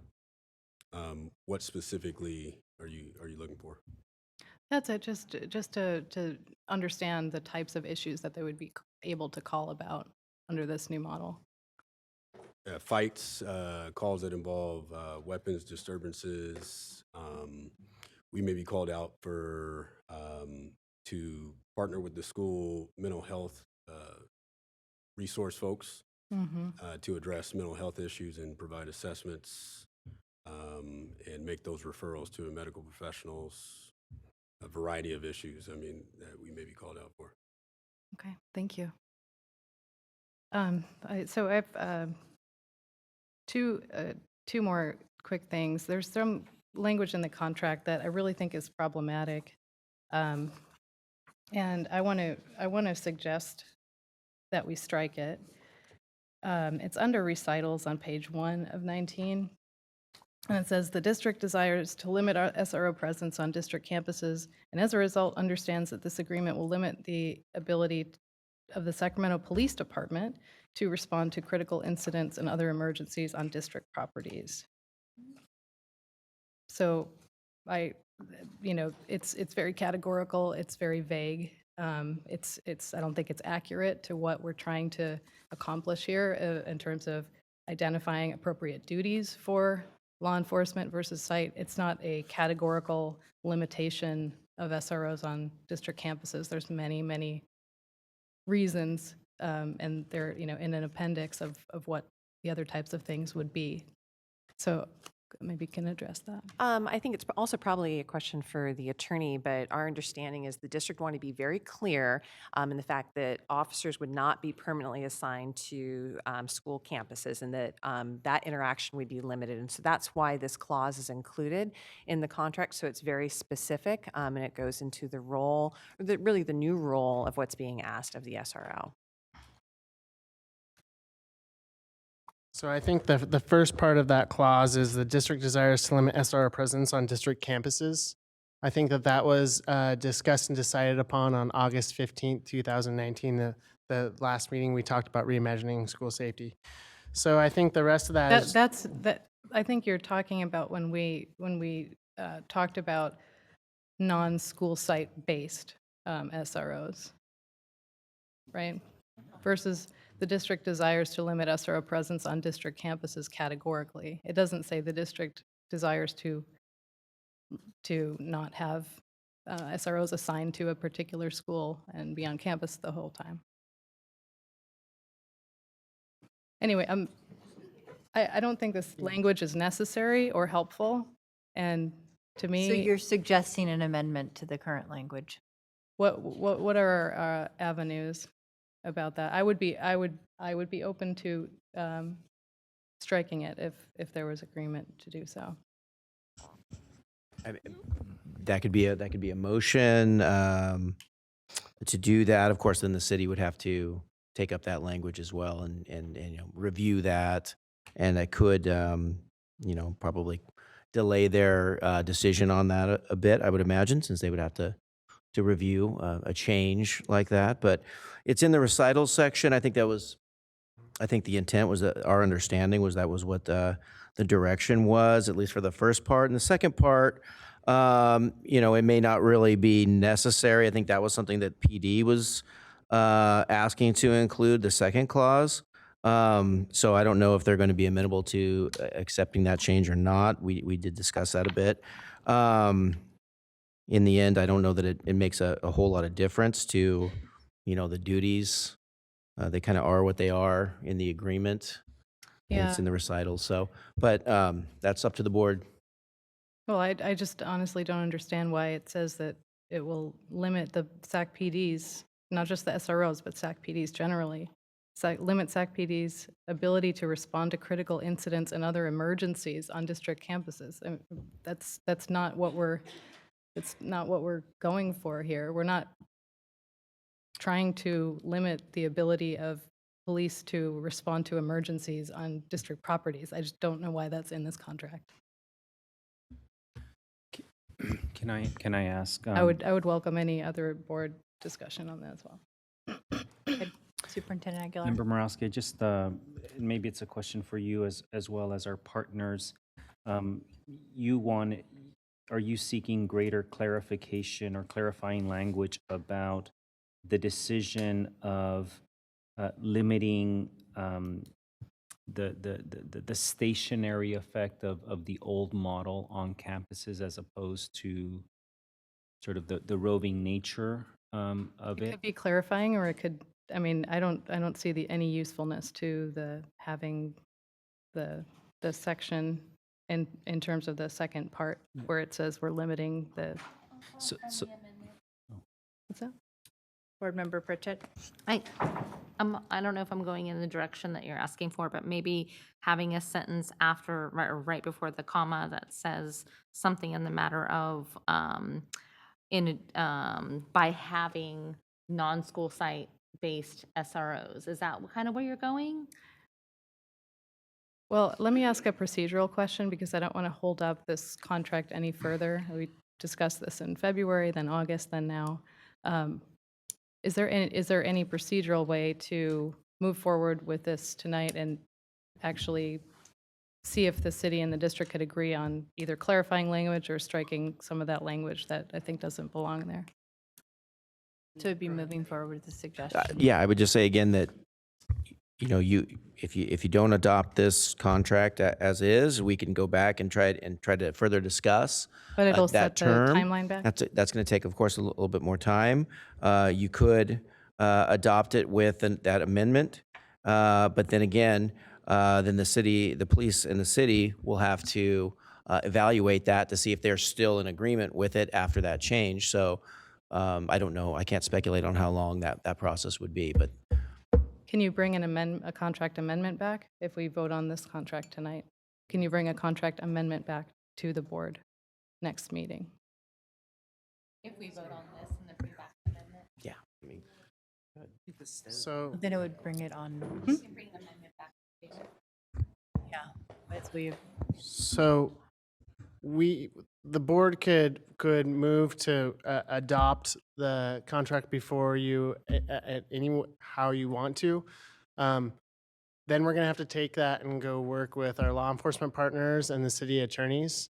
And whatever changes the board may wish to see may not be amenable to our law enforcement partners. So therefore, we may have to bring something back to present again. But for Nathaniel, adoption. please correct me if I'm wrong, because of the board concerns that we continue to adjust and respond to whether or not this is effective or not effective in meeting the needs of our students and our community, we will be doing a quarterly review, including a February addendum, correct? An addendum, that could be possible. That's not necessarily on the agenda for an addendum. If we need one, that could be a possibility though. But we do intend to come back with updates to the board on reimagining school safety, everything from working with our law enforcement partners to the director of school safety to the data collection pieces and community engagement processes. One thing that we did here is around the response times from Member Pritchett, and so something along those lines we're going to have to figure out what that looks like and how we track that and who tracks that. But those are all pieces that we can use. So the safety director position, my understanding is part of the commitment based on the best practices that we had from looking at the Black Youth Leadership Project's work with Elk Grove and others, is that we will have a regular review committee that will look at the data, question the data, and if in fact we are seeing that it is having disproportionate impact on certain student populations or areas, make the appropriate adjustments like they have done in Elk Grove. Is that correct? Yes, that is correct. So I think what I'm hearing, and I think it's very fair, right? I think that this is not a solution that meets the needs of either side. We are trying to figure out a way to, one, recognize our student voice and student community that has said, and we've heard this pretty consistently, that we do not want cops on campus. This is something that we've heard from a segment, I want to be clear about that, of the student population that feels that there is intimidation and a sense of a school climate that's unwelcoming. So in looking at non-school site resource officers, the intention was to be able to meet the needs of critical incidents, safety incidents where we would not want to be in queue with a general police populace, but would instead want to have SROs that have secured the necessary training to be effective in interacting with our youth when they are called, because we do not want non-trained personnel. But I think these concerns around the training being articulated and continuing to understand what the obligation is goes hand in hand with the data. I'm very appreciative of the data that we now are committing to gather, but the reality is this will only be effective if we are in fact working with the same constituencies that are helping to hire our school safety director, so that we're reviewing this and making the commitment to the necessary changes. Whether it's, as Michael Minnick said, one way or the other, we are using this in real time to say, is this meeting the needs of students and our community and our educators at large? And so I think that as we continue to move forward, I am very happy with the work that we've done with the ACLU model policy. And I think that that's probably going to continue to need to evolve too, because I think we even saw from the best practices with the ACLU policy that that needs to be further simplified if in fact it is going to be of relevance and use to our students, our educators, and our community at large. I know that we're over time. Board Member Remarks, you have a final question. I'm sorry I cut you off, but we had already exhausted the clock. I'm sorry. It is such an important issue. Thank you for allowing that. So I had discussed this with staff prior to our August 15th meeting. Didn't talk about it at the board, but I had originally thought the Reimagining School Safety proposal would include other staff.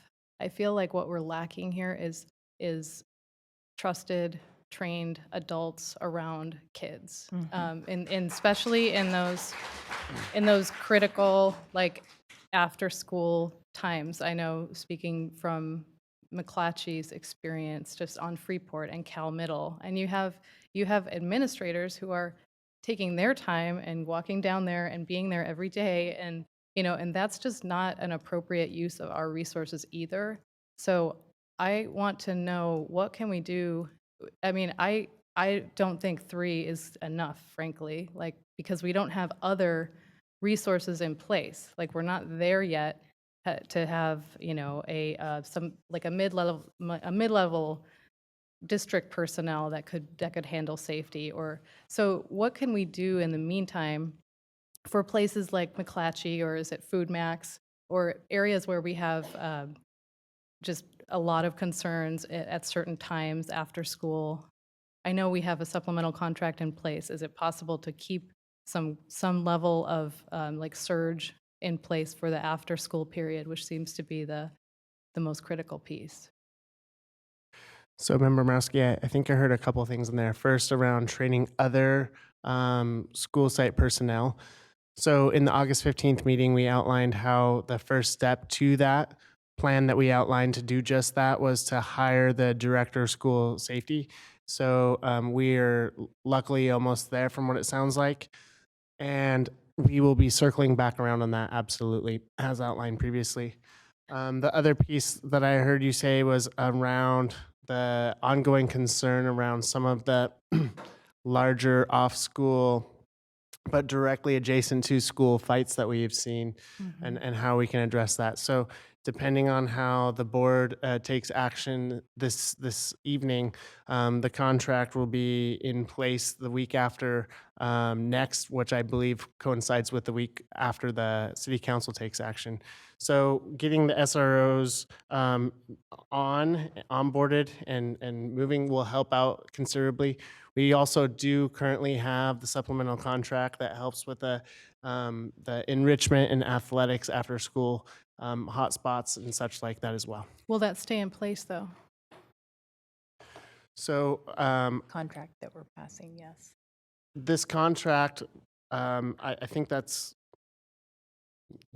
Well, so what we will do is work with SAC PD Member Morawski, because as we identify and hire the individuals that, as our partner indicated, have the right fit for our communities, then I would anticipate that part of our efforts will be to make sure that we are meeting the needs on a daily basis, and we are aware of those hotspots.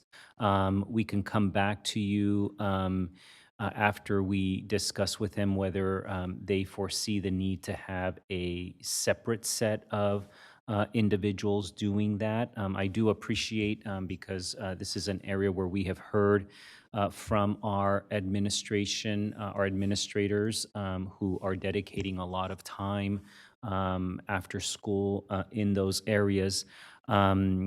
I think our priority right now is to bring on these officers so that we can begin the process of meeting the needs of our students, at least making sure that we continue to have a safe learning environment. I also think that it's important that we do come back in terms of a more complete reimagined plan. In this case, we're bringing a contract with SAC-PD because that is a separate part of a larger plan, and we think is foundational to a larger and broader plan as well. So we will have a conversation about whether they foresee a need to have to continue that supplemental contract. We haven't had that conversation, but I do want to make sure that it takes place. Thank you, Superintendent Aguilar. Sorry, go ahead. I can address that really quickly. So yes, you can certainly continue the supplemental contract while there's sort of a bigger plan put in place. And just regarding concerns over this contract, there is not a termination or a waiting period. So for some reason, the contract isn't suitable to your needs, it can be terminated at any time. It can also be amended by mutual agreement. So you do have that flexibility with this contract. You know, I absolutely understand, having worked at your school district right upstairs for over a year, the challenges that you're facing. I hear everyone in the audience. I know there's a lot of needs within the school district. And so I think I just want to end by letting you know that we support, you know, what you're, anything we can do to help you with that plan, because just like you know, school safety and student safety is really a priority for us. We understand how important that is moving forward. So I hope that answers some of your questions. We can certainly help with the supplemental plan while you continue to work on the larger plan. Yeah, I would just ask that, you know, we take a look at continuing the supplemental contract to make sure we have those resources in place, because it now, without all of the plan in place, it's what we're just taking away without having enough in place to supplement it. Thank you. And I do want to ask, just as a final point, for the community members who are here and those concerned on both sides. I mean, we have such limited resources. This is a small amount of money. And one of the things that I had made a request to a couple individuals in the city is, you know, would you be willing to cover the cost of after school hours, et cetera, when we have had additional need for support and it was not favorably met? And so I do think, as we continue to recognize that we have a very limited pool of resources, we need to do a better job as a school community in advocating for the city to provide after school hours and weekend supports to our communities for our youth that are absolutely their responsibility as much as they are our responsibility. The one other thing I would say is on the mental health front, I am so appreciative of the comments of Danelle and others. And the reality is we do need social workers. We do need mental health providers in every school site. There are multiple conversations happening right now with the county. One that we know Danelle is very intimately involved in, Member Morawski as well, another that we've been having. We're looking at a multi-million-dollar investment, right? So, you know, 3 times more than what we would be talking about for this, to really be able to provide the kind of supports, to have the intervention. And I think that it's absolutely critical that we have you as partners to advocate for those resources, because the county dollars for mental health prevention are there. So with that, I'm going to take a motion for a vote. Second. All those in favor? Aye. Those opposed? No. We have a preferential vote. Student preferential vote? No. Thank you. Member Ryan, I have a request. And Board Member Pritchett, yes? I just wanted to reiterate my request and ask kindly for the board to pull the committee report that you guys are, or the resolution committee that you guys are putting together, and bring it to a board learning session. That way we can all work on it together. Okay. Yes, sorry, thank you. It's late. Board policy. Item 10.0, the consent agenda. Do we have a motion to adopt the consent agenda? Do we have a second? Student preferential vote. Yes on open session items. All those in favor? Aye. Item 11.0, business and financial information reports. Receive reports. 11.1, enrollment and attendance report for month 1. ending in September 20th. Are we receiving those reports? Okay. I guess so. Do we have any public comment on that? I know Cecile often does. Okay. We sure do.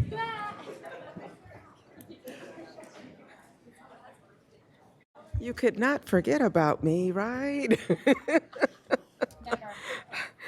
So obviously, this is the first month, and it says that it is ending September 20th, and so we're getting it November. So it appears the second month should have ended probably around October 20th, so I'm hopeful that we will be getting... I'm sorry. If I can ask everyone to move their conversations outside, we're unable to hear our community members' public comment on our suspension reports. Thank you. It's not suspension yet. We don't have those reports yet.